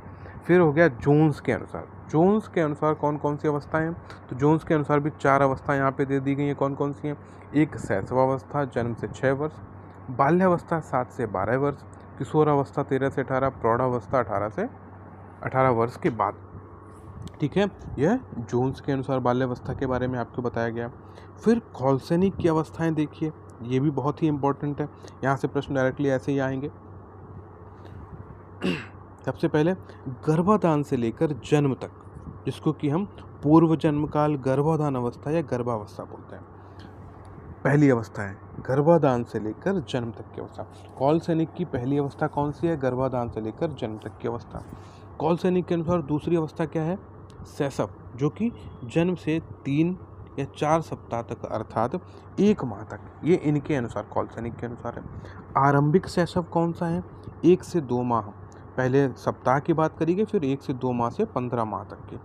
फिर उत्तर शैशव काल 15 माह से 30 माह तक अर्थात 2.5 वर्ष तक। उसके बाद फिर पूर्व बाल्यावस्था जो कि 2.5 वर्ष से लेकर 5 वर्ष तक, मध्य बाल्यावस्था 5 से 9 वर्ष तक, उत्तर बाल्यावस्था 9 से 12 वर्ष तक और किशोरावस्था 12 से 21 वर्ष तक। अब आप कॉल्सेनिक की अवस्थाओं को बहुत अच्छे से समझ गए होंगे कि जन्म से लेकर या जन्म तक, गर्भाधान से जन्म तक जो इनकी पहली अवस्था है, फिर शैशव जन्म से 3 से 4 सप्ताह तक, फिर उसके आरंभिक शैशव, उत्तर शैशव, ठीक है। फिर बाल्यकाल जो है इन्होंने 3 तरह से, पूर्व बाल्यकाल, मध्य बाल्यकाल, उत्तर बाल्यकाल और फिर उसके बाद किशोरावस्था। ये हो गई कॉल्सेनिक की अवस्था। याद करने के लिए आप कैसे याद करें, एक जो सबसे अलग यहाँ पे ये है गर्भाधान वाली, फिर शैशव की 3 दी गई है, इस तरह से याद रखिए। पूर्व बाल्यकाल के 3 दी गई, किशोरावस्था की 1। तो याद करने के लिए छोटे छोटे चंक्स बनाइए, जब बड़ी चीज़ें दी गई हैं उनको छोटे छोटे पार्ट्स में याद करिए। कॉल्सेनिक की अवस्थाएं ये हो गई, आपने याद कर ली। अब आ जाते हैं कोल के अनुसार। कोल के अनुसार देखिए यहाँ पे इस तरह से अवस्थाएं दी गई हैं, इसको भी देख लिए। गर्भावस्था, शैशवावस्था, पूर्व बाल्यावस्था 2 से 6 वर्ष, मध्य बाल्यावस्था बालक 6 से 12 वर्ष और बालिका 6 से 10 वर्ष, उत्तर बाल्यावस्था बालक 12 से 14 और बालिका 10 से 12 वर्ष। ये सभी इंपॉर्टेंट हैं, इनको आप बहुत इसी तरह से आप याद करने की कोशिश करिए। नेक्स्ट है पूर्व किशोरावस्था, मध्य किशोरावस्था, उत्तर किशोरावस्था। तो ये आपका कोल के अनुसार हो गया।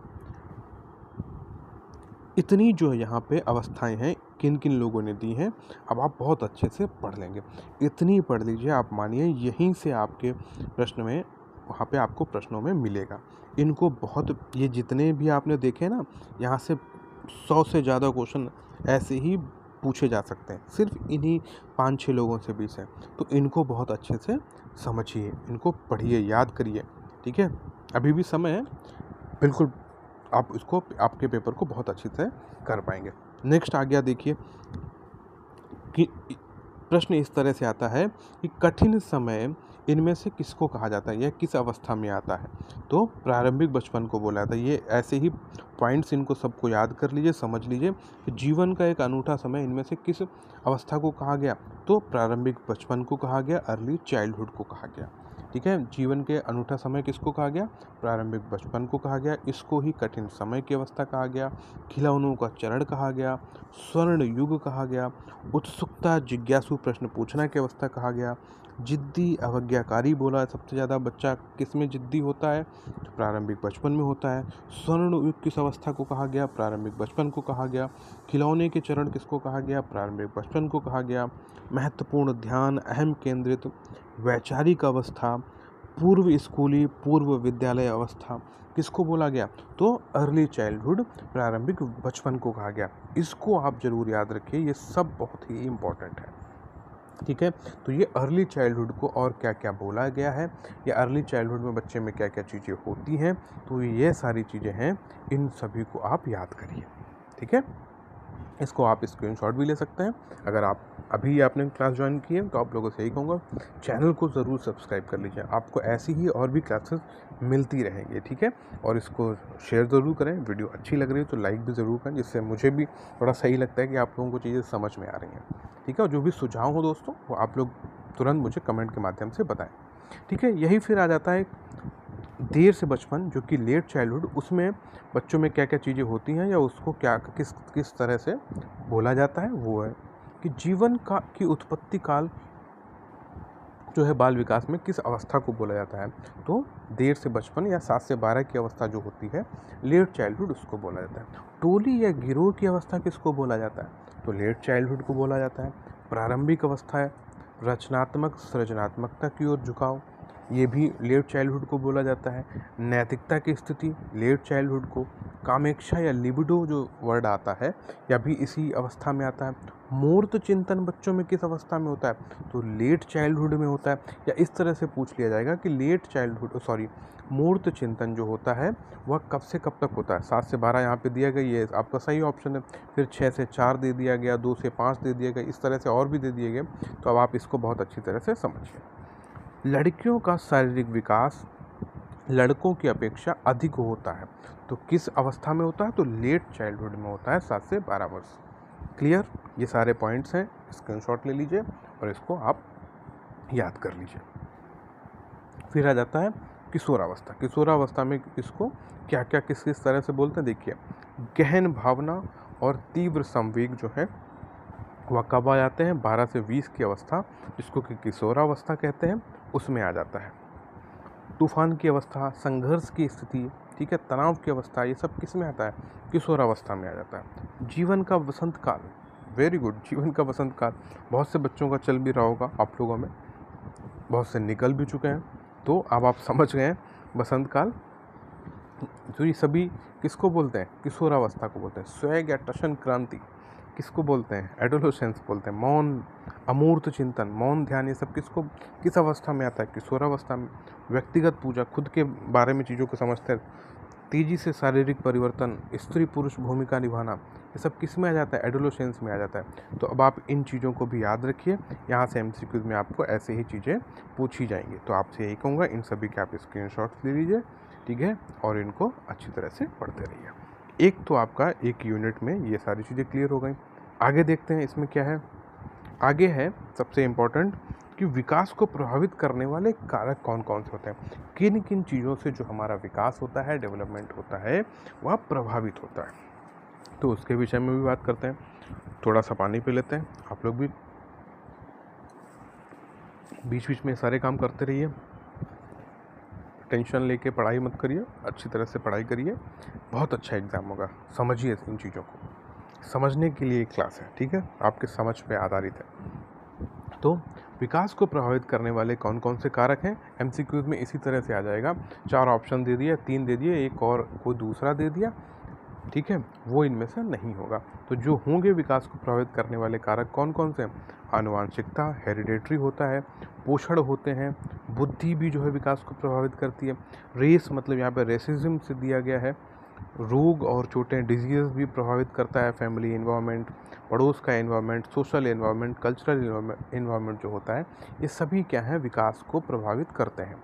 अच्छा, हेरिडेटरी कैसे आप बाल विकास को प्रभावित करती है, विकास को प्रभावित करती है।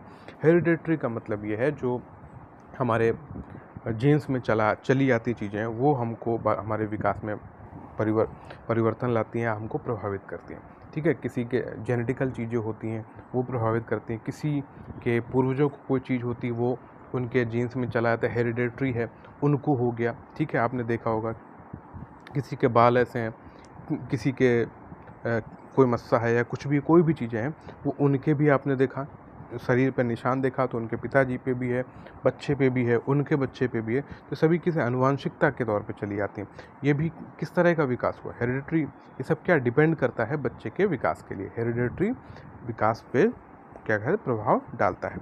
पोषण, कैसा आप न्यूट्रिशन ले रहे हैं, ये भी डेवलपमेंट पे भी पूरा प्रभाव डालता है, ठीक है, ये आप बहुत अच्छी तरह समझते हैं। इंटेलिजेंस, बुद्धि, हमारी कैसी बुद्धि है, किस किस तरह से हम चीज़ों को समझ रहे हैं, ये भी हमारे विकास में प्रभाव डालता है। रेस और रेसिज्म का मतलब यहाँ पे ये है कि काला गोरा, ठीक है, छोटा मोटा, ये सारी चीज़ें भी हमारे विकास में प्रभाव डालती हैं, ठीक है। किसी को इंजरी हो गई, किसी को कोई बीमारी है, ये भी विकास पे प्रभाव करती है। हमारे परिवार का वातावरण कैसा है, ठीक है, तो ये भी हमारे विकास पर बहुत ज़्यादा प्रभाव डालते हैं, ठीक है। आपने देखा होगा अगर किसी भी परिवार में बहुत ज़्यादा लड़ाई झगड़े और हर तरह की एक्टिविटीज़ होती रहती हैं, तो वहाँ पे बच्चे का डेवलपमेंट बहुत अच्छी तरह से नहीं होता है। बच्चा भी वैसा ही झगड़ालू, इस तरह की प्रवृत्ति उसमें आ जाती है।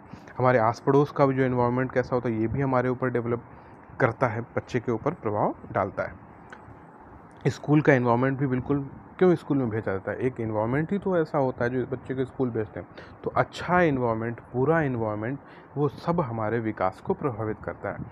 अब आप इस तरह से इस चीज़ को समझ पाएंगे, वहाँ पे इस तरह से चीज़ें ऑप्शंस दी जाएंगी कि बच्चे को इसमें से कौन सा विकास में प्रभावित करता है।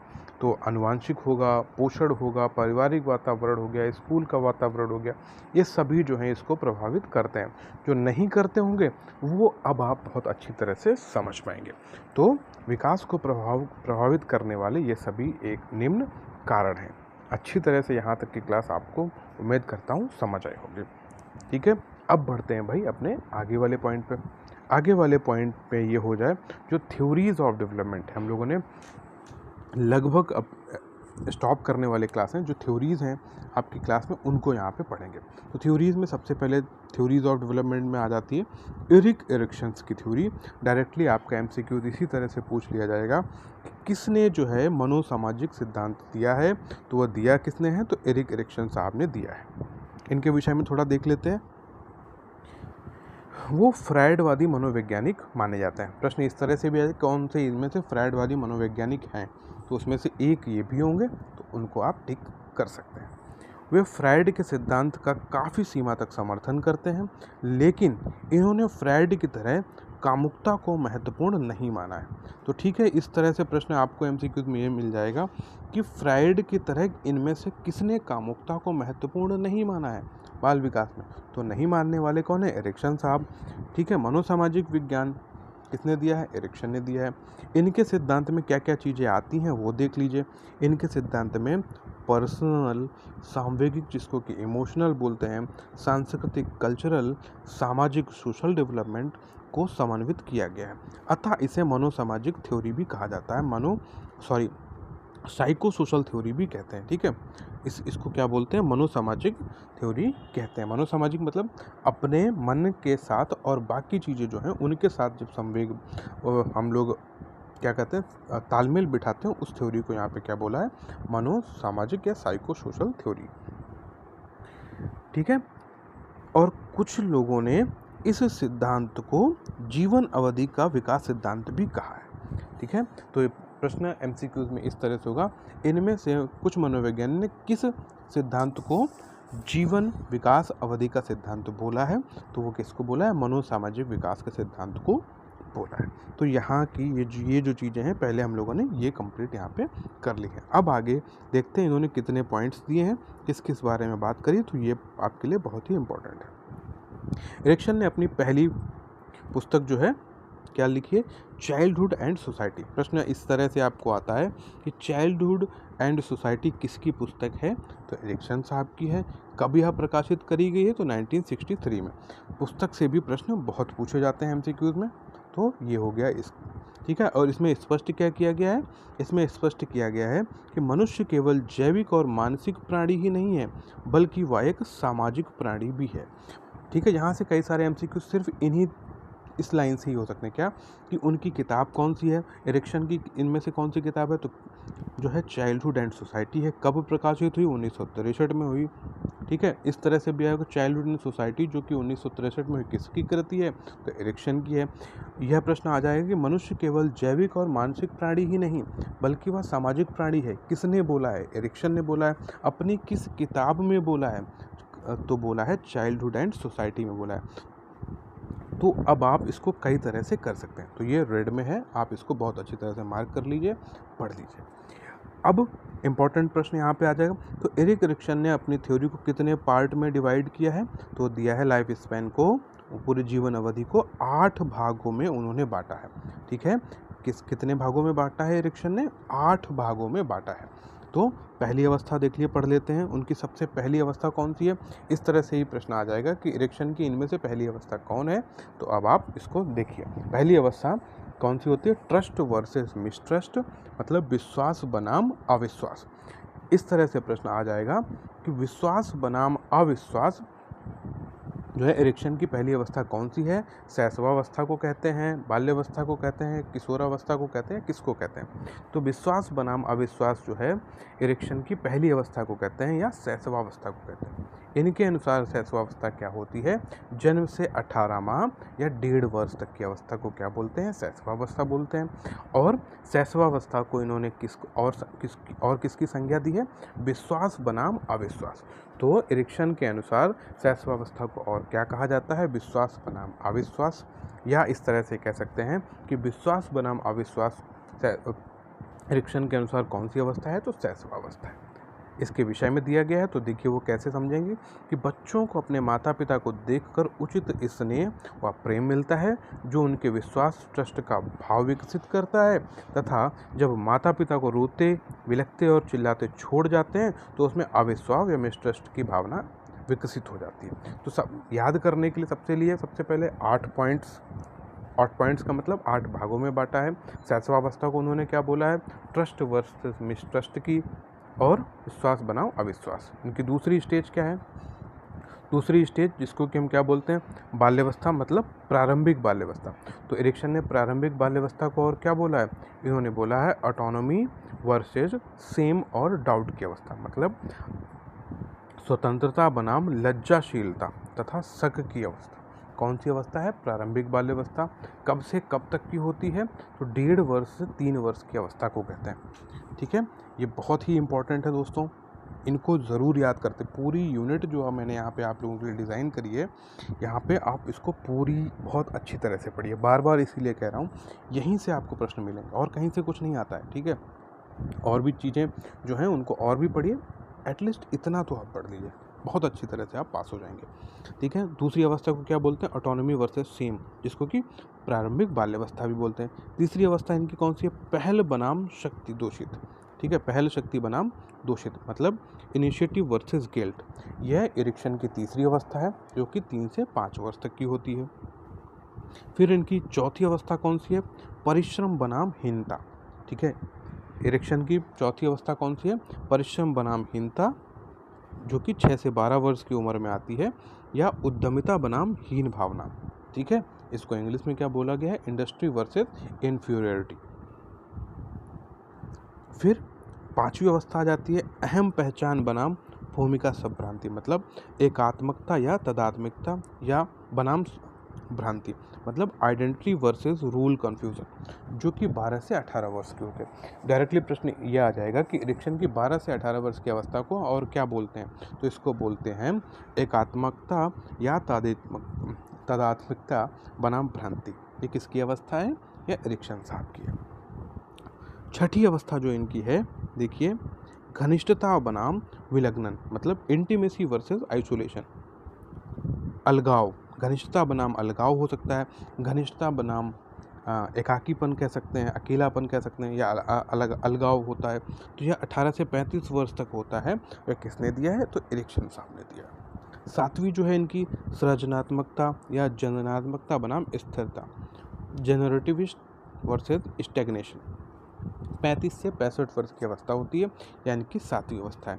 अच्छा, ये जो यहाँ पे दिया गया है, इसको आप खुद से इसको पढ़िए, क्योंकि ठीक है, तो आपको बहुत अच्छी तरह से समझ में भी आएगा। यहाँ पे और कुछ नहीं है, ये सिर्फ मैंने ये उदाहरण दिया है कि इसको किस किस तरह से होता है। तो सातवीं अवस्था आप पढ़ चुके हैं। अब इनकी जो है आठवीं और ये आखिरी अवस्था जो है, या देखिए आठवीं अवस्था कौन सी है? Ego integrity versus disappear. जो एरिक्सन की आठवीं अवस्था वो यह है कि अहम संपूर्णता बनाम निराशा, मतलब संपूर्णता बनाम हताशा। सीधे से यह हो जाएगा कि यह कौन सी अवस्था है एरिक्सन के अनुसार? 8वीं है, छठी है, 5वीं है, दूसरी है, तो अब आपने 8 अवस्थाएं इसको पढ़ना है, सबको इसके सबके नाम पढ़ने हैं, याद करने हैं कौन किसकी अवस्था है। इसको बहुत अच्छे से पढ़ लीजिए। क्या है, 65 वर्ष के बाद, इस अवस्था में 65 वर्ष के बाद प्रारंभ होकर मृत्यु की अवधि सम्मिलित होती है, इसको हम ये बोलते हैं। ठीक है, तो इरेक्शन ने कितनी अवस्थाएं दी हैं? 8 दी हैं। किस किस तरह से दी हैं आपने पढ़ा है। इनकी किताब क्या थी, उसमें क्या बोला गया है, मनोसामवेगिक या मनोसामाजिक सिद्धांत किसने दिया है, साइकोसोशल सिद्धांत किसने दिया है, ये बहुत सारी चीज़ें यहाँ पे दी गई हैं। अब आप इस पॉइंट्स को भी समझ पाएंगे। और देखिए, सामाजिकरण के साधन क्या क्या होते हैं, सोर्सेज ऑफ सोशलाइजेशन क्या होता है, छोटी छोटी चीज़ें यहाँ पे मैंने और ऐड करी हैं। क्या है, सोर्सेज ऑफ सोशलाइजेशन क्या होता है, सबसे पहला तो परिवार हो जाता है, इसमें सामाजिक गुणों का पालक कहा जाता है, यह सामाजिकरण में बहुत महत्वपूर्ण भूमिका निभाता है। हमारा सबसे पहले सोशलाइजेशन कहाँ से होता है, हमारे परिवार से होता है, कि भाई बच्चा छोटा है वो कहीं बाहर तो जाता नहीं है, परिवार में रहता है। तो सबसे पहले सोशलाइजेशन जो सोर्स है वो आपका परिवार हो जाता है, फिर विद्यालय हो जाता है। ठीक है, जो कि एक सक्रिय और औपचारिक साधन है। एमसीक्यू यहाँ से क्या बन सकता है, इनमें से कौन सा एक सक्रिय एवं औपचारिक साधन है। ठीक है, तो विद्यालय है। फिर हमारा सोसाइटी हो जाता है, यहाँ पे नेबरहुड भी हो जाएंगे, फ्रेंड्स और खेल भी हो जाते हैं। ये सभी आपके क्या हैं, सोशलाइजेशन के पार्ट्स हैं। समाज है, जहाँ से हम सारी चीज़ें सीखते हैं। दोस्तों के साथ तो आप पूरी पूरी रामगाथा ही सीखते हैं, बहुत सारी चीज़ें सीखते हैं। तो वो सब क्या है, लर्निंग के चीज़ें हैं। ठीक है, वहाँ से आप इन सारी चीज़ों को सीखते हैं।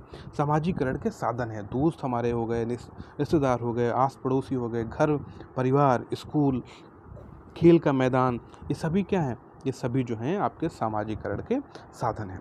तो हम लोगों ने इरिक्शन की थ्योरी पढ़ी, और जो भी स्टेजेस जिस तरह से दी जाती हैं हम लोगों ने वो पढ़ लिया, और बाकी जो थ्योरीज़ हैं उनको भी अब हम आगे पढ़ते हैं। आप लोगों से यही कहूँगा कि अभी तक अगर चैनल को नहीं सब्सक्राइब किया है तो प्लीज़ इसको ज़रूर सब्सक्राइब कर लें। आ जाते हैं हम लोग अपनी अब नेक्स्ट थ्योरी पे। जो हम लोगों की नेक्स्ट थ्योरी है वो है कॉग्निटिव संज्ञानात्मक थ्योरी। किसके द्वारा दी गई है, तो जीन पियाजे के द्वारा दी गई है। ठीक है, सबसे बड़ी बात आपसे एमसीक्यूज में यह पूछ लिया जाएगा, इनमें से संज्ञानात्मक थ्योरी किसने दी है बाल विकास में, तो संज्ञानात्मक थ्योरी दी है जीन पियाजे ने दी है। किसने दी है, फादर ऑफ चाइल्ड साइकोलॉजी, जिनको कि हम संज्ञानात्मक विकास का जनक या विकासात्मक मनोविज्ञान का जनक कहते हैं, वो कौन है, जीन पियाजे साहब हैं। ये देखिए उंगली आपको दिखा रहे हैं कि अच्छे से पढ़ लो, समझ लो, आपके एग्जाम में यहीं से सारी चीज़ें आएंगी। खुश भी हैं, इसलिए आप लोग भी खुश हो जाइए। सिद्धांत का नाम देख लीजिए, सिद्धांत का वर्ष देख लीजिए, बहुत सारी इंपॉर्टेंट है। सिद्धांत के नाम किसने, ऐसे ही प्रश्न आएगा इनमें से, या सिद्धांत किसने दिया है, तो जीन पियाजे ने क्या दिया है, ज्ञानात्मक मनोविज्ञान का सिद्धांत दिया है, अवस्था विकास का सिद्धांत दिया है, संज्ञानात्मक मनोविज्ञान का सिद्धांत दिया है, कॉग्निटिव थ्योरी या जेनेटिक एपेक्टिकोलॉजी थ्योरी, ये सभी किसने दी हैं, जीन पियाजे जी ने दी है।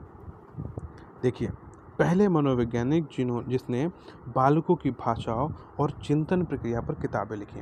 मैंने आप लोगों के लिए किताबें यहाँ पे ज़रूर इसलिए लिखी हैं, आपके बुक्स के बारे में पूछ लिया जाता है या इनमें से यह किताब रचना किसकी है, तो language and thoughts of child 1923 में इन्होंने लिखी, the child conceptions of the world 1926 में, judgement and reasoning in the child, the moral judgement of the child, the psychology of intelligence, the child conceptions of space, ये सभी किसकी हैं, gene पियाजे साहब की हैं।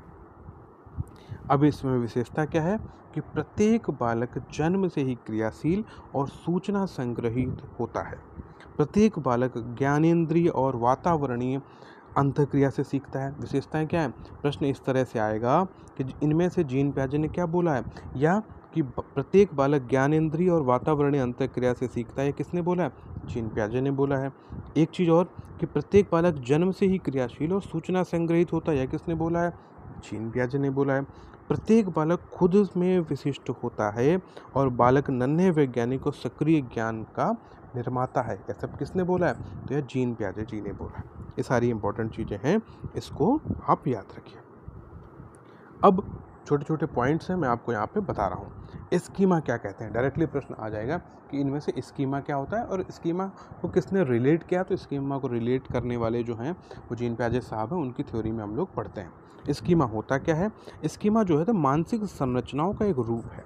ठीक है, जिसको हम देख कर एक हम संरचना बना लेते हैं कि और उसको बाद में दूसरे पे अप्लाई कर देते हैं, वह स्कीमा होता है। स्कीमा क्या होता है, ऐसे समझिए आप सीधे शब्दों में, आपने किसी भी एक चीज़ को देखा, सुना, समझा, देखा और सुना लोगों से, आपके उसमें एक इमेज क्रिएट हो गई। जैसे आप रास्ते से चलते चले गए, आपने एक गाड़ी देख ली, ठीक है, एक गाड़ी देखी और उसका एक आपके दिमाग में एक स्कीमा बन गया।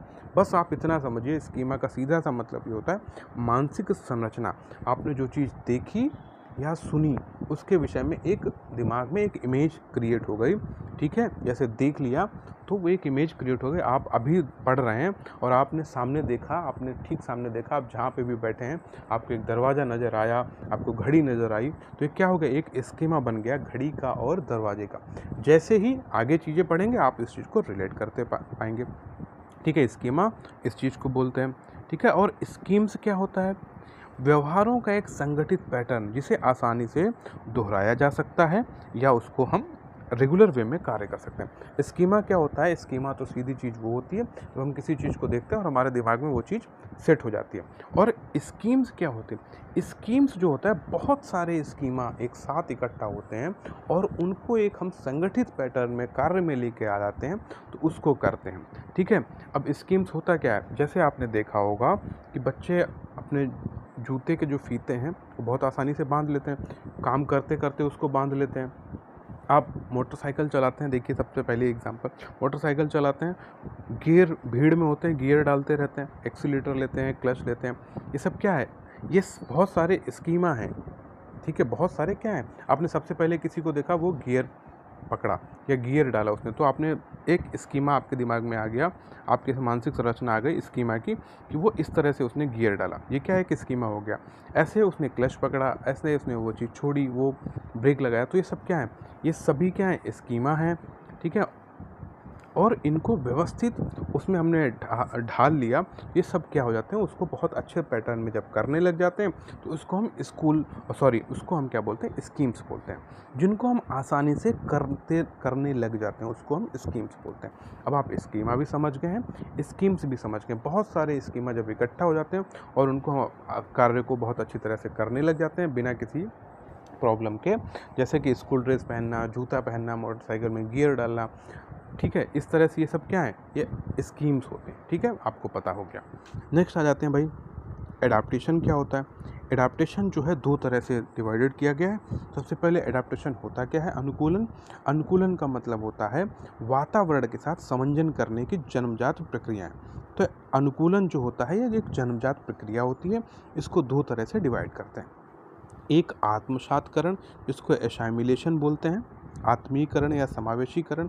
एक होता है समायोजन या समंजन, एकोमोडेशन, ठीक है। इन दोनों को हम लोग अच्छी तरह से सबसे पहले देखते हैं। सबसे पहले एसिमिलेशन या आत्मसात्करण। आत्मसात्करण क्या होता है कि पूर्व ज्ञान में नए ज्ञान को जोड़कर देखना, मतलब पूर्व ज्ञान में नए ज्ञान को जोड़कर देखना। पूर्व ज्ञान आपका क्या हो गया, स्कीमा है, समझिए आपने वो एडाप्टेशन, आपने इस चीज़ को समझा। आपने पूर्व ज्ञान में देखा एक गाड़ी है, मतलब आपने देख लिया, सपोज करिए आपने स्कॉर्पियो देख ली, वो क्या है, आपका एक पूर्व ज्ञान है, स्कॉर्पियो देख ली। अब आपने कोई भी गाड़ी देखी तो आपने उसको स्कॉर्पियो बताया नहीं, अब उसी में आपने क्या जोड़ दिया कि जो सभी गाड़ी हैं चार पहिए की वो स्कॉर्पियो ही नहीं हो सकती हैं, चार पहिए की एक बस भी हो सकती है। तो ये क्या हो गया, एसाइमिलेशन हो गया। आपके दिमाग में एक स्कीमा बना हुआ है, चार पहिए की जो भी गाड़ी होगी वो स्कॉर्पियो होगी या जीप होगी या जो भी चीज़ें होंगी वो बना हुआ है। मगर जब आपने उसमें एक नया ज्ञान जोड़ा कि चार पहिए की गाड़ी जो है सिर्फ कार नहीं हो सकती है, वह बस भी हो सकती है, ठीक है, वह ठेला भी हो सकता है जो लगाते हैं, इस तरह से, तो ये क्या हो गया, एसाइमिलेशन हो गया। अब यहाँ पे दिया गया है एकोमोडेशन, समायोजन, समंजन, मतलब स्कीमा में संशोधन करना अथवा नया ज्ञान पूर्व स्कीमा में चेंज करते हैं। एकोमोडेशन क्या हो गया, स्कीमा में संशोधन। इसी चीज़ में थोड़ा सा विस्तृत यहाँ पे है, जो आप में स्कीमा बना हुआ है उसमें हम संशोधन कर लें, ठीक है। आपने किसी चीज़ का स्कीमा बनाया, जैसे आपने देखा हुआ है कि बच्चे क्या है, बच्चे देखते हैं कि उन्होंने एक डॉग देख लिया, एक कुत्ता देखा, ठीक है। वैसे ही फिर उन्होंने एक बकरी देख ली, तो उन्होंने देखा कि सबसे पहले उन्होंने देखा कुत्ता, तो उन्होंने फिर उसके बाद बकरी देखी, तो उनके दिमाग में पहला स्कीमा बना हुआ है डॉग का, ठीक है। फिर उन्होंने बकरी देखी, गोट, तो उन्होंने उस बकरी को भी क्या बोल दिया कि यह भी क्या है, एक कुत्ता है। मगर उसमें संशोधन किया गया, धीरे धीरे में उन्होंने वो चीज़ें क्या करी, आत्मसातकरण करी और उसको एकोमोडेट किया, मतलब उसको अपने जो उनका पूर्व ज्ञान है, पूर्व स्कीमा है, उसको संशोधित किया। क्या कि जो सभी कुत्ते जैसी दिखने वाली चीज़ें कुत्ता ही नहीं हो सकती हैं, मतलब डॉग नहीं हो सकता है, वो बकरी भी हो सकती है। उन्होंने चीज़ें देखी कि उस वहाँ पे छोटी सी सींग दी गई, छोटी सी पूँछ दिए गए और किस तरह से बोलता है, तो ये सभी क्या है, उसके स्कीमा में, अपने ज्ञान में वो चीज़ें चेंज कर ली, उसमें संशोधन कर लिया, तो उसको हम एकोमोडेशन बोलते हैं। तो इन चीज़ों को आप बहुत अच्छी तरह से समझिए, ठीक है। अनुकूलन क्या होता है, एडाप्ट करते हैं जो चीज़ें हम किस तरह से करते हैं, समावेशनकरण करके करते हैं और संयोजन करके करते हैं। एक होता है इक्विलिब्रियम, संतुलीकरण, असाइमिलेशन या एकोमोडेशन। इन दोनों में हम जब संतुलन करते हैं तो उसको हम साम्य धारण या इक्विलिब्रियम कंडीशन भी बोलते हैं। ये बेसिक चीज़ है, आपको ये याद होती रहनी चाहिए। अब सबसे पहला प्रश्न यहाँ पे आपके जीन प्याजे से ये आ जाता है कि एमसीक्यूज में पूछ लिया गया कि जीन प्याजे ने कितनी स्टेजेस दी हैं, तो 4 स्टेजेस दी हैं। चारों स्टेज बहुत अच्छे से पता होनी चाहिए कि इन्होंने पहली स्टेज को कौन क्या बोला है, तो संवेदी पेशी अवस्था, सेंसरी मोटर स्टेज बोला है। कब से कब तक होती, तो जन्म से लेकर 2 ईयर तक होती है, ये बहुत ही इंपॉर्टेंट है। दूसरी प्राक संक्रियात्मक अवस्था 2 से 7 वर्ष, ठोस संक्रियात्मक अवस्था 7 से 11 वर्ष, औपचारिक संक्रियात्मक अवस्था 11 से एडल्टहुड तक ये अवस्था चलती है। तो 4 अवस्थाएं हैं जीन प्याजे की, कौन कौन सी हैं, किस तरह से हैं, आप इनको देखिए और इसका स्क्रीनशॉट लीजिए, लिखिए, समझिए। सबसे पहली अवस्था देखते हैं, संवेदी पेशी अवस्था। इसके और अन्य नाम क्या है, आपसे इस तरह से पूछा जाएगा, संवेदी पेशी अवस्था को और क्या बोलते हैं, उसको हम संवेदनात्मक अवस्था बोलते हैं, ज्ञानात्मक क्रियात्मक अवस्था बोलते हैं, संवेदी गामक अवस्था बोलते हैं, क्रियात्मक स्तर अवस्था बोलते हैं, ठीक है, जो कि जन्म से 2 वर्ष तक की अवस्था होती है। नेक्स्ट है, इसमें इसकी विशेषताएं क्या होती हैं कि इस अवस्था में जो है शिशुओं का बौद्धिक विकास या संज्ञानात्मक विकास होता है, किसमें, पहली अवस्था में, ठीक है, जो महज क्रियाओं, सहज क्रियाओं से जोड़ता है, जैसे चूसना, पकड़ना, छोड़ना, हंसना, बोलना। भाई जन्म से लेकर 2 वर्ष की अवस्था में बच्चा क्या करेगा, तो यही सारी चीज़ें, क्रियाएं करेगा। तो ये इस तरह की डेवलपमेंट इसमें होती है। और इसकी 6 और पार्ट हैं। पहले जो सेंसरी मोटर स्टेज जो है, इसके 6 पार्ट और हैं, वो देख लीजिए आप। पहली अवस्था को हम क्या बोलते हैं, स्टेज ऑफ रिफ्लेक्स एक्टिविटी, मतलब प्रतिवर्ती क्रियाओं की अवस्था। हो सकता है डायरेक्टली और ज़्यादा अंदर वो जाके आपसे प्रश्न पूछता है कि प्रतिवर्ती क्रियाओं की अवस्था जीन प्याजे की किस अवस्था में आता है। तो प्रतिवर्ती क्रियाओं की अवस्था जीन प्याजे की पहली अवस्था में आता है, मतलब सेंसरी मोटर स्टेज में आता है। या इस तरह से पूछ लिया जा सकता है कि सेंसरी मोटर स्टेज जो कि जीन प्याजे की अवस्था है, उसमें से उसकी पहली अवस्था क्या है, तो उसमें से उसकी पहली अवस्था है प्रतिवर्ती क्रियाओं की अवस्था। आप समझ गए, जन्म से 30 दिन तक की होती है। या इस तरह से प्रश्न पूछ लिया जा सकता है कि जन्म से 30 दिन तक की अवस्था जीन प्याजे की पहली अवस्था में से कौन सी अवस्था है, तो प्रतिवर्ती क्रियाओं की अवस्था। दूसरी है प्रमुख वृत्तीय प्रतिक्रियाओं की अवस्था, 1 से 4 महीने तक चलता है, जिसमें बच्चा निगलना, हंसना, ये सारी चीज़ें समझता है। पहली अवस्था में क्या, चूसने का प्रतिवर्त होता है, बच्चा आपने देखा होगा उंगली भी अगर उसके मुंह में डालते तो वो चूसने लग जाता है। फिर दूसरे अवस्था उसकी जो आती है, उसमें क्या करता है, 1 से 4 महीने के अंदर वो चीज़ें खाने लग जाता है, थोड़ा सा निगलने लगता है, हंसने लगता है, इस तरह की चीज़ें उसमें आती हैं। थर्ड इसकी अवस्था होती है गौड़ वृत्तीय प्रतिक्रियाओं की अवस्था, stage of secondary circular reaction. बच्चा उलटने पलटने लगता है, रोचक मनोरंजक चीज़ें करने लगता है, मुंह बनाने लगता है, हंसने लगता है। ये सब 4 से 8 महीने की अवस्था में होता है। फिर फोर्थ इसकी अवस्था होती है गौड़ स्कीमेटा की समन्वय की अवस्था, मतलब stage of coordination of secondary schemata, जो कि 18 से 12 महीने। खोजने की शुरुआत, लक्ष्य साधन पर सेवा। आप कोई चीज़ छिपा देते हैं, वो ढूंढने लगता है। कोई चीज़ जैसे नहीं कहते हैं चिड़िया ले गई, ये मर गया, वो सारी चीज़ें, तो इन सारी चीज़ों में खोजने लगता है कि आपने चिड़िया ले गई वो ठीक है, मगर कहाँ चली गई, तो वो ढूंढता है। ये सब किस में आता है, इस तरह की अवस्था में। फिर 5वीं अवस्था जो आ जाती है stage of tertiary circular reaction, तृतीय प्रतिक्रियाओं की अवस्था, 12 से 18 महीने। ट्रायल और एरर, प्रयत्न और त्रुटि वाले काम इसमें करने लग जाता है। छठी अवस्था इसकी मानसिक संयोग तथा नए साधनों की खोज की अवस्था, जो कि 18 से 24 महीने तक चलती है। फिर आ जाते हैं जीन पियाजे की दूसरी अवस्था पर, प्री ऑपरेशनल स्टेज, जो कि 2 से 7 साल तक चलती है। इसको भी दो तरह से डिवाइड किया गया। देखिए, प्री ऑपरेशनल स्टेज को मतलब प्राक संक्रियात्मक अवस्था, इसकी पहली है प्राक संपत्त्यात्मक अवधि, जो कि 2 से 4 साल तक है। दूसरी अंतर्दर्शी अवधि, जो कि 2 से आपके 4 से 7 साल तक की। ठीक है, मैंने इनको भी और डिवाइड करके आपको इसीलिए पढ़ाया है कि सिर्फ आपको मैं 4 अवस्थाएं बता देता, पहली, दूसरी, तीसरी और हो जाता। नहीं, मैंने इसीलिए सेंसरी मोटर स्टेज को भी पूरा यहाँ पे डिवाइड किया है और प्री ऑपरेशनल को, जिससे कि आपके एमसीक्यूज छूटे नहीं, आप किसी भी तरह से उन एमसीक्यूज को करिए। नेक्स्ट आ जाता है सबसे पहली अवस्था, जो देखिए प्रश्न इस तरह से आता है, बच्चे में सबसे ज़्यादा जीन पियाजे की स्टेज में ईगोसेंट्रिज्म किस अवस्था में होता है? तो ईगोसेंट्रिज्म होता है किसमें? दूसरी अवस्था में। कौन सी? प्री ऑपरेशनल स्टेज में। ठीक है, और उसमें भी अगर पूछ लिया जाता है कि जीन पियाजे की प्री ऑपरेशनल स्टेज में ईगोसेंट्रिज्म इनमें से किस में होता है, तो प्री ऑपरेशनल पीरियड जो कि 2 से 4 साल वाली होती है, कौन सी होती है? देखिए, स्टेज 2 में ईगोसेंट्रिज्म होता है।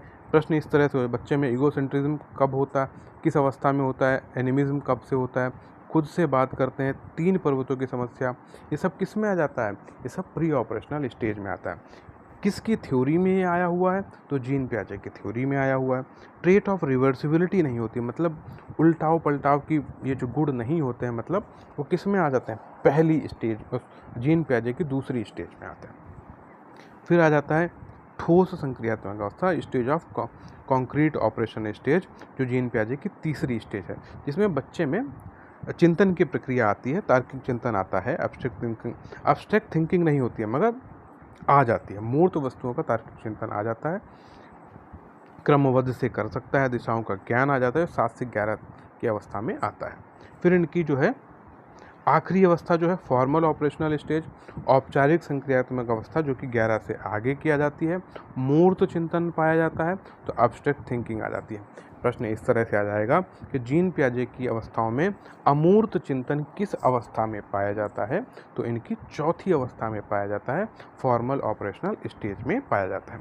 तो इस तरह से हम लोगों ने जीन पियाजे की थ्योरी में ये सारी चीज़ें देख ली। आपने 2 पार्ट्स पढ़ लिए हैं, एक तो एरिक एरिक्सन का पढ़ लिया है और जीन पियाजे का। इनमें से ये बहुत सारी इंपॉर्टेंट चीज़ें हैं, आप इनको नोट डाउन जरूर करते रहिएगा और इनको देखते रहिएगा।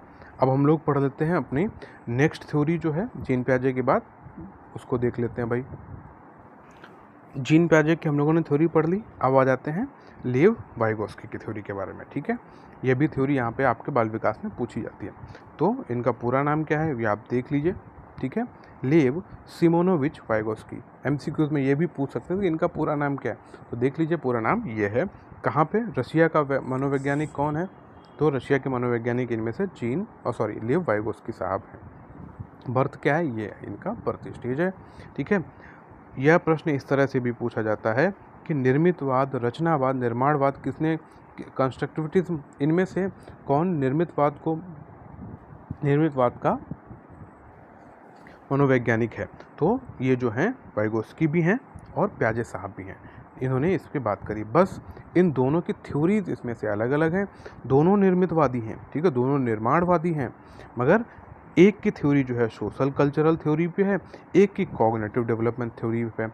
यहीं से आप इस चीज़ को समझिए। किसने सामाजिक थ्योरी की बात करी है, सामाजिक सांस्कृतिक थ्योरी, तो वाइगोस्की साहब हैं। किसने संज्ञानात्मक थ्योरी की बात करी है, तो पियाजे। 2 एमसीक्यूज यहीं से आपके क्लियर हो जाएंगे। ठीक है, आ जाते हैं इनकी थ्योरी पर। वाइगोस्की ने क्या बोला?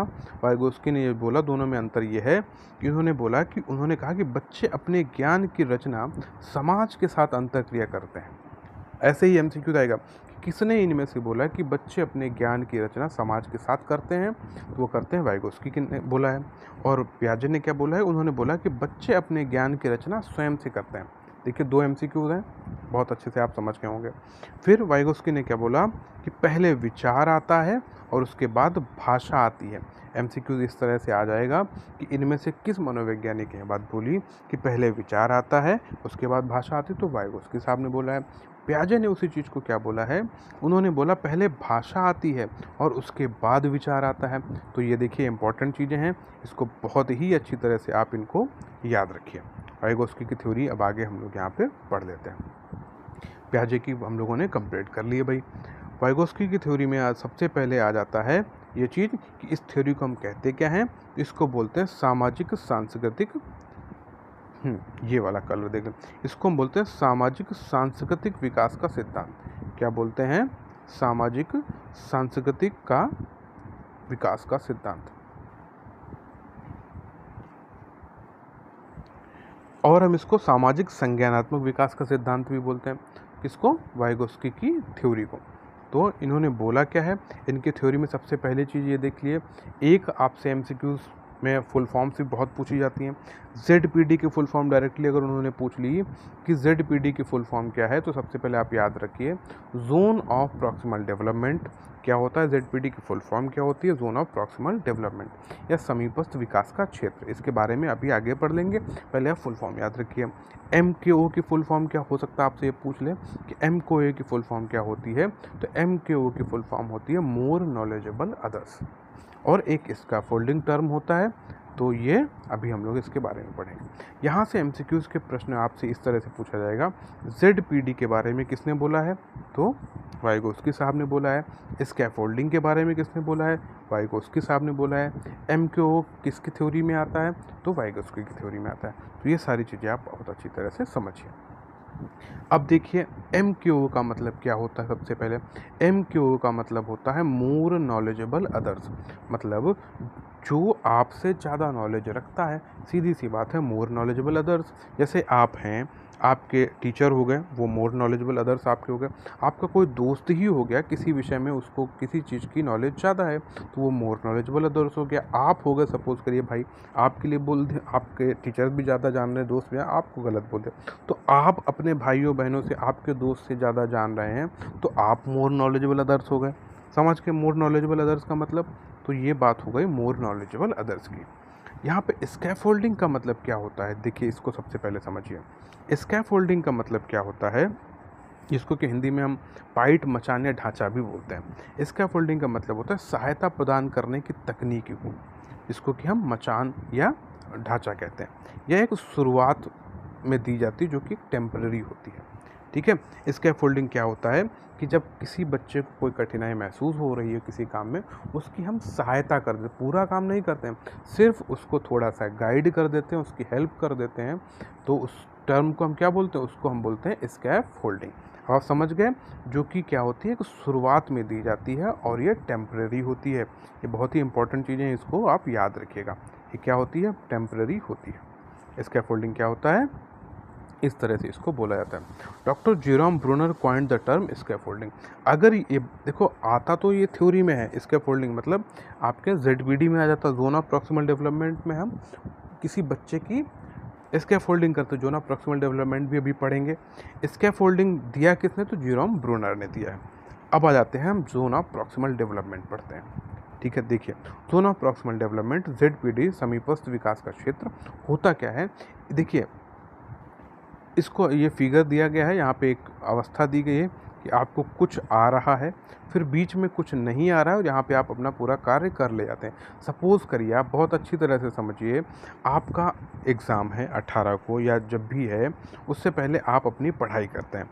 ठीक है, आपने चीज़ों को पढ़ना शुरू किया, फिर एक चीज़ आई, एक स्टेज आई, आपको यहाँ पे एक चीज़ समझ नहीं आ रही है, तो ये जो है आपका एक जोन ऑफ प्रॉक्सिमल डेवलपमेंट। यहाँ पे क्या होगा, यहाँ पे मैं जो है आपके लिए स्कैफोल्डिंग कर रहा हूँ, मतलब आपकी सहायता कर रहा हूँ आपके उस अवस्था में जहाँ पे आपको प्रॉब्लम हो रही है।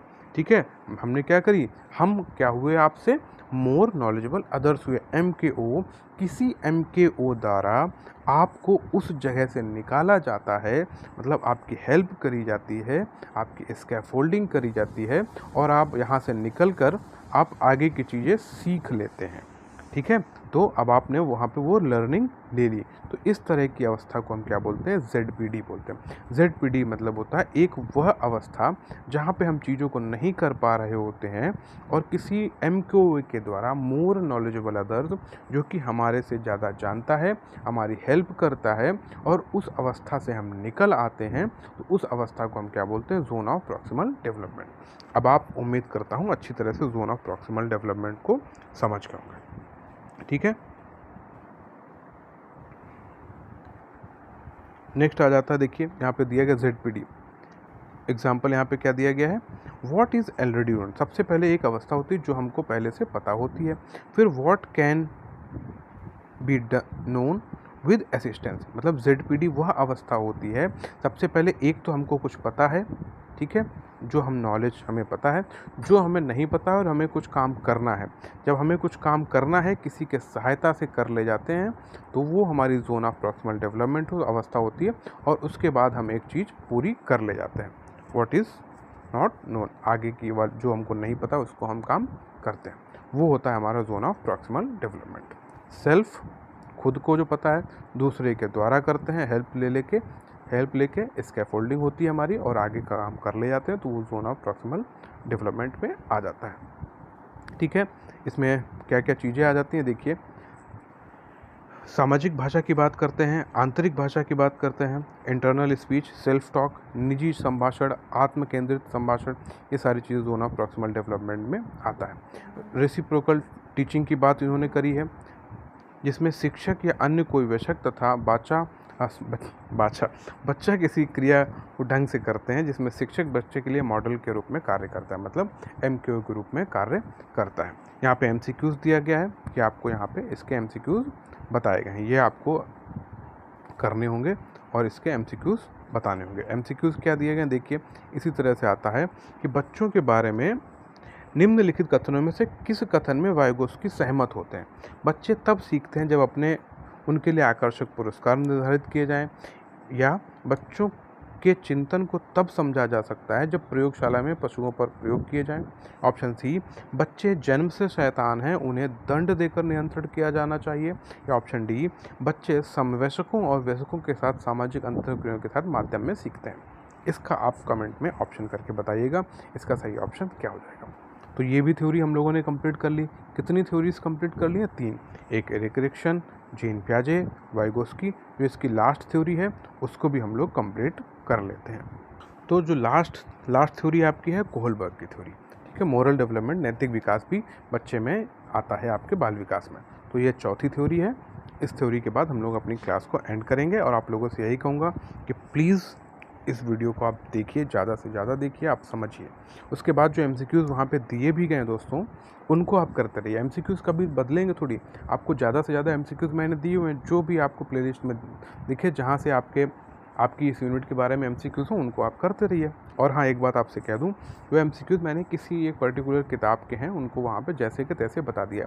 कुछ गलतियाँ भी उसमें होंगी, तो वो जैसे थे मैंने वैसे ही आपको एक्सप्लेन कर दिया। गलतियाँ होंगी, थोड़ा सा आप समझ के आधार पर उनको, जब आप लगे गलत हैं, आप कमेंट करिए, उसको मैं सुधार के साथ कर दूंगा और आप उनको सही खुद भी कर सकते हैं। ठीक है, खुद भी का मतलब है उसको आप देख लीजिएगा कहाँ पे क्या गलत है। बाकी मैंने इसीलिए ये आपको थ्योरी की क्लास दी है कि जो आपको वहाँ पे गलत लगे या जो आप यहाँ से अच्छा सही से पढ़ें, उसको आप वहाँ पे सही भी कर पाएंगे। तो आ जाते हैं हमारी लास्ट थ्योरी, कोहलबर्ग, नैतिक विकास का सिद्धांत। ठीक है, तो सबसे पहले यही प्रश्न आ जाएगा कि नैतिक विकास का सिद्धांत किसने दिया? तो कोहलबर्ग साहब ने दिया। इनका जन्म देख लीजिए, कहाँ के हैं, यूनाइटेड स्टेट्स के हैं। किस थ्योरी के लिए जाने जाते हैं? तो नैतिक विकास के सिद्धांत के लिए ये साहब जाने जाते हैं। कौन से साहब? कोहलबर्ग साहब, लॉरेंस कोहलबर्ग। सब दूसरी बात आ जाती है हिंज की दुविधा। क्या? हिंज की दुविधा या हिंज डायलेमा किससे संबंधित है? तो ये संबंधित है कोहलबर्ग साहब से संबंधित है। किससे संबंधित है? कोहलबर्ग साहब से संबंधित है। On the basis he given moral development into 3 level. तो प्रश्न इस तरह से पूछा जा सकता है कि जो कोहलबर्ग ने लेवल दिए हैं अपने डेवलपमेंट में, वो किसके आधार पर दिए? वो हिंज की दुविधा। हिंज की दुविधा क्या थी वो हम आपको आगे यहाँ पे बताते हैं। हिंज की दुविधा यहाँ पे क्या थी उसको भी आगे करेंगे, उससे पहले इनके ये स्टेजेस देख लीजिए। प्रश्न आपको यहाँ से मिलते हैं। सबसे पहले इनके कितने लेवल हैं? कितने लेवल हैं कोहलबर्ग के? तो 3 लेवल हैं। कौन कौन से हैं? पूर्व परंपरागत, परंपरागत और उत्तर परंपरागत। कितने लेवल हैं? 3 लेवल हैं। उन सभी लेवल के अलग से 2-2 स्टेजेस हैं। तो स्टेजेस कितनी हैं? 6 हैं। इस चीज़ को याद रखिए। कोहलबर्ग के कितने लेवल हैं?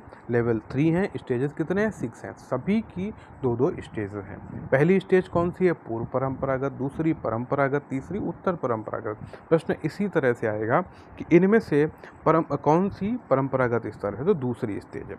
या इस तरह से प्रश्न आ जाएगा कि जो यहाँ पे दिया गया है कि ओबीडियंस एंड पनिशमेंट, ये कोहलबर्ग की पहली कौन सी स्टेज है? तो स्टेज जो है पहली है। किस लेवल में आता है? तो लेवल फर्स्ट में आता है। इस तरह से आपको प्रश्न यहाँ पे पूछे जाएंगे। तो इनकी स्टेजेस भी देख लीजिए। ओबीडियंस पनिशमेंट किस में आता है? पहली stage. Self interest, interpersonal accord, authority, इस तरह की चीज़ें जो हैं इनके इसमें आती हैं। इसको देखिए यहाँ पे अच्छी तरह से, यहाँ पे मैंने इस तरह से भी दिया है कि लेवल 1 क्या है?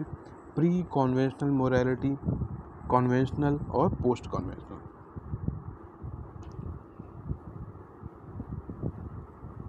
आगे यहाँ पे क्या दिया गया है देखिए भाई। कोहलबर्ग का एक सिद्धांत दिया है। क्वेश्चन क्या है? कोहलबर्ग का विकास सिद्धांत निम्न में से किससे संबंधित है? नैतिक विकास, संज्ञानात्मक विकास, सामाजिक या भाषा कौशल। अब आप बहुत अच्छे से इसका प्रश्न कर पाएंगे। एमसीक्यू इसी तरह से मिलता है, नैतिक विकास से संबंधित है। नेक्स्ट है, लॉरेंस कोहलबर्ग के सिद्धांत में कौन सा स्तर सही अर्थों में नैतिकता की अनुपस्थिति को दर्शाता है? अब स्तर आपको पता होने चाहिए, ठीक है। लेवल कौन कौन से हैं, किस किस तरह के, ये अब आपको बहुत अच्छी तरह से जानते हैं। कोहलबर्ग के अनुसार बच्चे सीखते हैं कैसे? संज्ञानात्मक विकास के चरण से, शारीरिक, संवेगात्मक या नैतिक। इसका भी आंसर आपको पता होना चाहिए। टिक करिए और इसका ऑप्शन कमेंट में आप बिल्कुल बताएंगे। सबसे पहले हम लोग बात कर रहे थे हिंज डायलेमा की। हिंज की दुविधा, हिंज की दुविधा ये थी। हिंज जो थे एक व्यक्ति थे जो यहाँ पे दिया गया है, उनकी पत्नी जो थी बीमार थी, ठीक है। तो उन्हें कुछ इंजेक्शन चाहिए थे, इस तरह की यहाँ पे थ्योरी है। उन्हें वो नहीं मिल पा रहे थे और वो डॉक्टर से लेना चाह रहे थे। डॉक्टर ने उसके रेट बहुत ज़्यादा बताया। फिर उन्होंने क्या किया, वो ये सोच रहे थे कि उसको हम चुरा लें अपने पत्नी के लिए और वो इंजेक्शन को लगवा दें। तो यहाँ पे जो उसके पास दुविधा ये आती है, सबसे पहले देखिए उसकी पत्नी बीमार थी। सीन ये था कि उसकी पत्नी को कैंसर था, ठीक है। उसके पास इलाज का खर्चा नहीं था। अब उसके पास एक पहली दुविधा ये थी, मतलब उस सिचुएशन में ये हुआ कि वो दवाई को चोरी कर ले। चोरी कर ले तो क्यों कर ले और क्यों नहीं कर ले, ऐसी दुविधा आई। तो ये एक डायलेमा हुआ। ऐसा जब चीज़ें आती हैं कि हम करें और क्यों नहीं करें, तो ये दुविधा होती है, उसको हम यहाँ पे बोल रहे हैं हिंज की दुविधा, हिंज का डायलेमा। दुविधा क्या थी? मानव जीवन को बचाने के लिए नैतिक कार्य और चोरी करना अनैतिक कार्य। मतलब उसकी पत्नी को बचाना है, वो चोरी कर ले तो नैतिक कार्य, मगर बचाना है तो नैतिक कार्य, और चोरी करके बताना, चोरी करना यहाँ पे अनैतिक कार्य। तो इसकी दुविधा क्या हुई? ये दुविधा तो हिंज की दुविधा है। ये इसका डायलेमा यही हुआ सीन 1 में। दूसरा सीन क्या आता है? हिंज जो है चोरी कर लेता है। जब वह चोरी करके भाग रहा होता है, उसका दोस्त उसे देख लेता है, जो कि एक पुलिस ऑफिसर है ब्राउन, को हिंज को रिपोर्ट करनी चाहिए, ठीक है। उसको देख लेता है। अब ब्राउन जो उसका दोस्त है उसको रिपोर्ट करनी चाहिए। रिपोर्ट करे, क्यों करे और क्यों नहीं करे? तो पहली चीज़ दुविधा क्या हुई, मतलब डायलेमा क्या हुआ? डायलेमा ये हुआ कि निकट संबंधी के प्रति उत्तरदायित्व या व्यावसायिक उत्तरदायित्व में, मतलब या तो अपने दोस्त को बचाए या अपनी ड्यूटी बहुत अच्छी तरह से करे। तो वो भी एक डायलेमा में है। क्या उसका दोस्त किस डायलेमा में? वो उसको शिकायत करे, उसको भागने दे, उसकी मदद करे या उसको सज़ा दिलवाए। तो ये भी क्या है? दुविधा है। सीन 3, ब्राउन रिपोर्ट कर देता है। हिंज को गिरफ्तार करके न्यायाधीश के सामने प्रस्तुत किया जाता है कि उसको सज़ा मिलनी चाहिए। तो उसको सज़ा क्यों मिलनी चाहिए और क्यों नहीं मिलनी चाहिए? अब दुविधा उनके सामने आ जाती है कि सज़ा का आधार कृत्य का परिणाम या कृत्य की मंशा होनी चाहिए। मंशा क्या मतलब? उसकी पत्नी को बचाना था, इसीलिए उसने चोरी की, ठीक है। जब चोरी की तो उसके दोस्त ने देखा उसको भागते हुए। अब उसका दोस्त उसको बचाए या उसको भागने दे, तो उसने क्या किया? उसको उस पर केस लगाया। जज के सामने ये डायलेमा आया कि उसको सज़ा दे या नहीं दे। सज़ा दे भी तो किस चीज़ पर सज़ा दे? तो ये सभी चीज़ें क्या हुई? ये एक डायलेमा हुआ। मतलब डायलेमा का मतलब अब आप खुद समझ रहे होंगे कि क्या क्या चीज़ें हमको बता दी गई हैं। अब हम इसको किस तरह से पढ़ें तो किस तरह से नहीं पढ़ें। तो मतलब ये आपके पास दुविधा आती है कि आपके पास अभी ये वीडियो है, अब आपके मन में ये होगा कि इसको पढ़ें या नहीं पढ़ें, सिर्फ एमसीक्यूज़ ही देखते रहें और उससे काम चला लें। तो ये जो दुविधा में आप भी आ रहे हैं, तो ये एक डायलेमा बन जाता है। डायलेमा यही है कि अब काम करें या नहीं करें, क्या गलत है, क्या सही है, क्या हमको करना चाहिए, क्या नैतिक कार्य है, ये सारी चीज़ें आ जाती हैं आपके डायलेमा में। तो हिंज डायलेमा के तहत उन्होंने लेवल दिए और स्टेजेस दी हैं। कितने लेवल दिए हैं, कितने स्टेजेस दिए हैं, ये देखिए यहाँ पे मैंने फिर से आपको यहाँ पे बता दिया। कितने लेवल हैं, तो 3 लेवल्स हैं। कौन कौन से हैं? Pre conventional stage, conventional stage और पोस्ट कॉन्वेंशनल स्टेज। कितने? पूर्व परंपरागत, परंपरागत और उत्तर परंपरागत। स्टेजेस सभी की कौन कौन सी हैं? 6 स्टेजेस हैं। अब आप इनको भी पढ़ लीजिए। हिंदी में नहीं है, हिंदी में मैं आपको टेलीग्राम आप चैनल ज्वाइन कर लीजिए, वहाँ पे मैं आपको ये लेवल और स्टेजेस सभी हिंदी में भी प्रोवाइड करके वहाँ पे एक पेज के साथ डाल दूंगा, तो आप उसको वहाँ से पढ़ लेंगे। इंग्लिश में आप यहाँ पे देख लीजिए, हिंदी में नहीं डाल पाए उसके लिए बहुत बहुत सॉरी, आप लोगों से यही कहूँगा। बाकी आप इनको पढ़ते रहिए। ये सारी चीज़ें हैं गलत सही, ये सारी आपकी क्या है, ये लो भाई हिंदी में भी आ गया। लेवल 1 पूर्व परंपरागत स्तर। पूर्व परंपरागत की 2 अवस्थाएं हैं। एक तो पहली अवस्था है जिसको कि हम आज्ञाकारिता एवं दंड की अवधारणा बोलते हैं। दूसरा है व्यक्तित्व और आदान प्रदान का अवबोधन। तो ये पहली स्टेज में आता है, पहले लेवल में आता है। पहले लेवल के 2 स्टेजेस हैं, वो आप देख लीजिए। फिर इस स्तर पर नैतिक निर्णय व्यक्ति को और अहम केंद्रित होता है, सामाजिक परंपरागत समावेशन का अभाव होता है। तो ये पहली स्टेज में आता है। दूसरी है कॉन्वेंशनल परंपरागत स्तर, जिसमें कि good boy good girl orientation की बात आती है। इस तरह से आ जाएगा कि good boy good girl orientation किस मनोवैज्ञानिक उसमें आता है, तो कोहलबर्ग में आता है। कोहलबर्ग के किस लेवल में आता है, तो लेवल 2 में आता है, परंपरागत स्तर में आता है। यह पूछ ले कौन सा स्तर है, तो स्तर तो ये आपका तीसरा है, इसलिए ठीक है, मगर इनके अनुसार ये पहला स्तर है और वैसे ओवरऑल ये तीसरा स्तर है। अब आप इस चीज़ को लॉ एंड ऑर्डर, ये ओरिएंटेशन किस में आता है? परंपरागत स्तर में आता है। लेवल कौन सा है, किस लेवल में आता है? लेवल दूसरा है, मगर स्टेज कौन सा है? तो चौथा है। 1 2 3 4 5 6 ये स्टेजेस तो कंटिन्यू चलेंगे। पहले कॉन्वेंशनल में फर्स्ट सेकेंड, फिर पहले प्री कॉन्वेंशनल में फर्स्ट सेकेंड, फिर कॉन्वेंशनल में, उसके बाद पोस्ट कॉन्वेंशनल में। तो इस चीज़ को आप समझिए। लास्ट है देखिए लेवल 3 उत्तर परंपरागत। इसमें इसकी हिंदी में क्या बोलते हैं? सामाजिक अनुबंधन तथा व्यक्तित्व आधार अवबोधन। इसमें 2 स्टेजेस दी गई हैं, एक स्टेज 5 है और स्टेज 6 है। सार्वभौमिक सिद्धांत अवबोधन, ये आपकी स्टेजेस यहाँ पे दे दी गई हैं। अब मैं आप लोगों से फिर यही कहूँगा कि आप लोगों ने इस क्लास को देखा है और अच्छी तरह से देखिए, ये आपके लिए बहुत ही इम्पोर्टेंट रहेंगे दोस्तों। चैनल को अगर नहीं सब्सक्राइब किया तो उसको सब्सक्राइब कर लीजिए, इसको ज़्यादा से ज़्यादा लोगों तक भी शेयर करिए। जो भी सुझाव हो आप मुझे कमेंट के माध्यम से बताइए, मगर यही कहूँगा कि इसको देखिएगा ज़रूर, इसको नोट्स बनाइए, बहुत अच्छी तरह से आपकी पढ़ाई करिए। और भी जो क्लासेस आपको चाहिए आप मुझे कमेंट के माध्यम से बताएं, मैं उसको लेके आऊँगा। Thank you so much, all the best for your exams.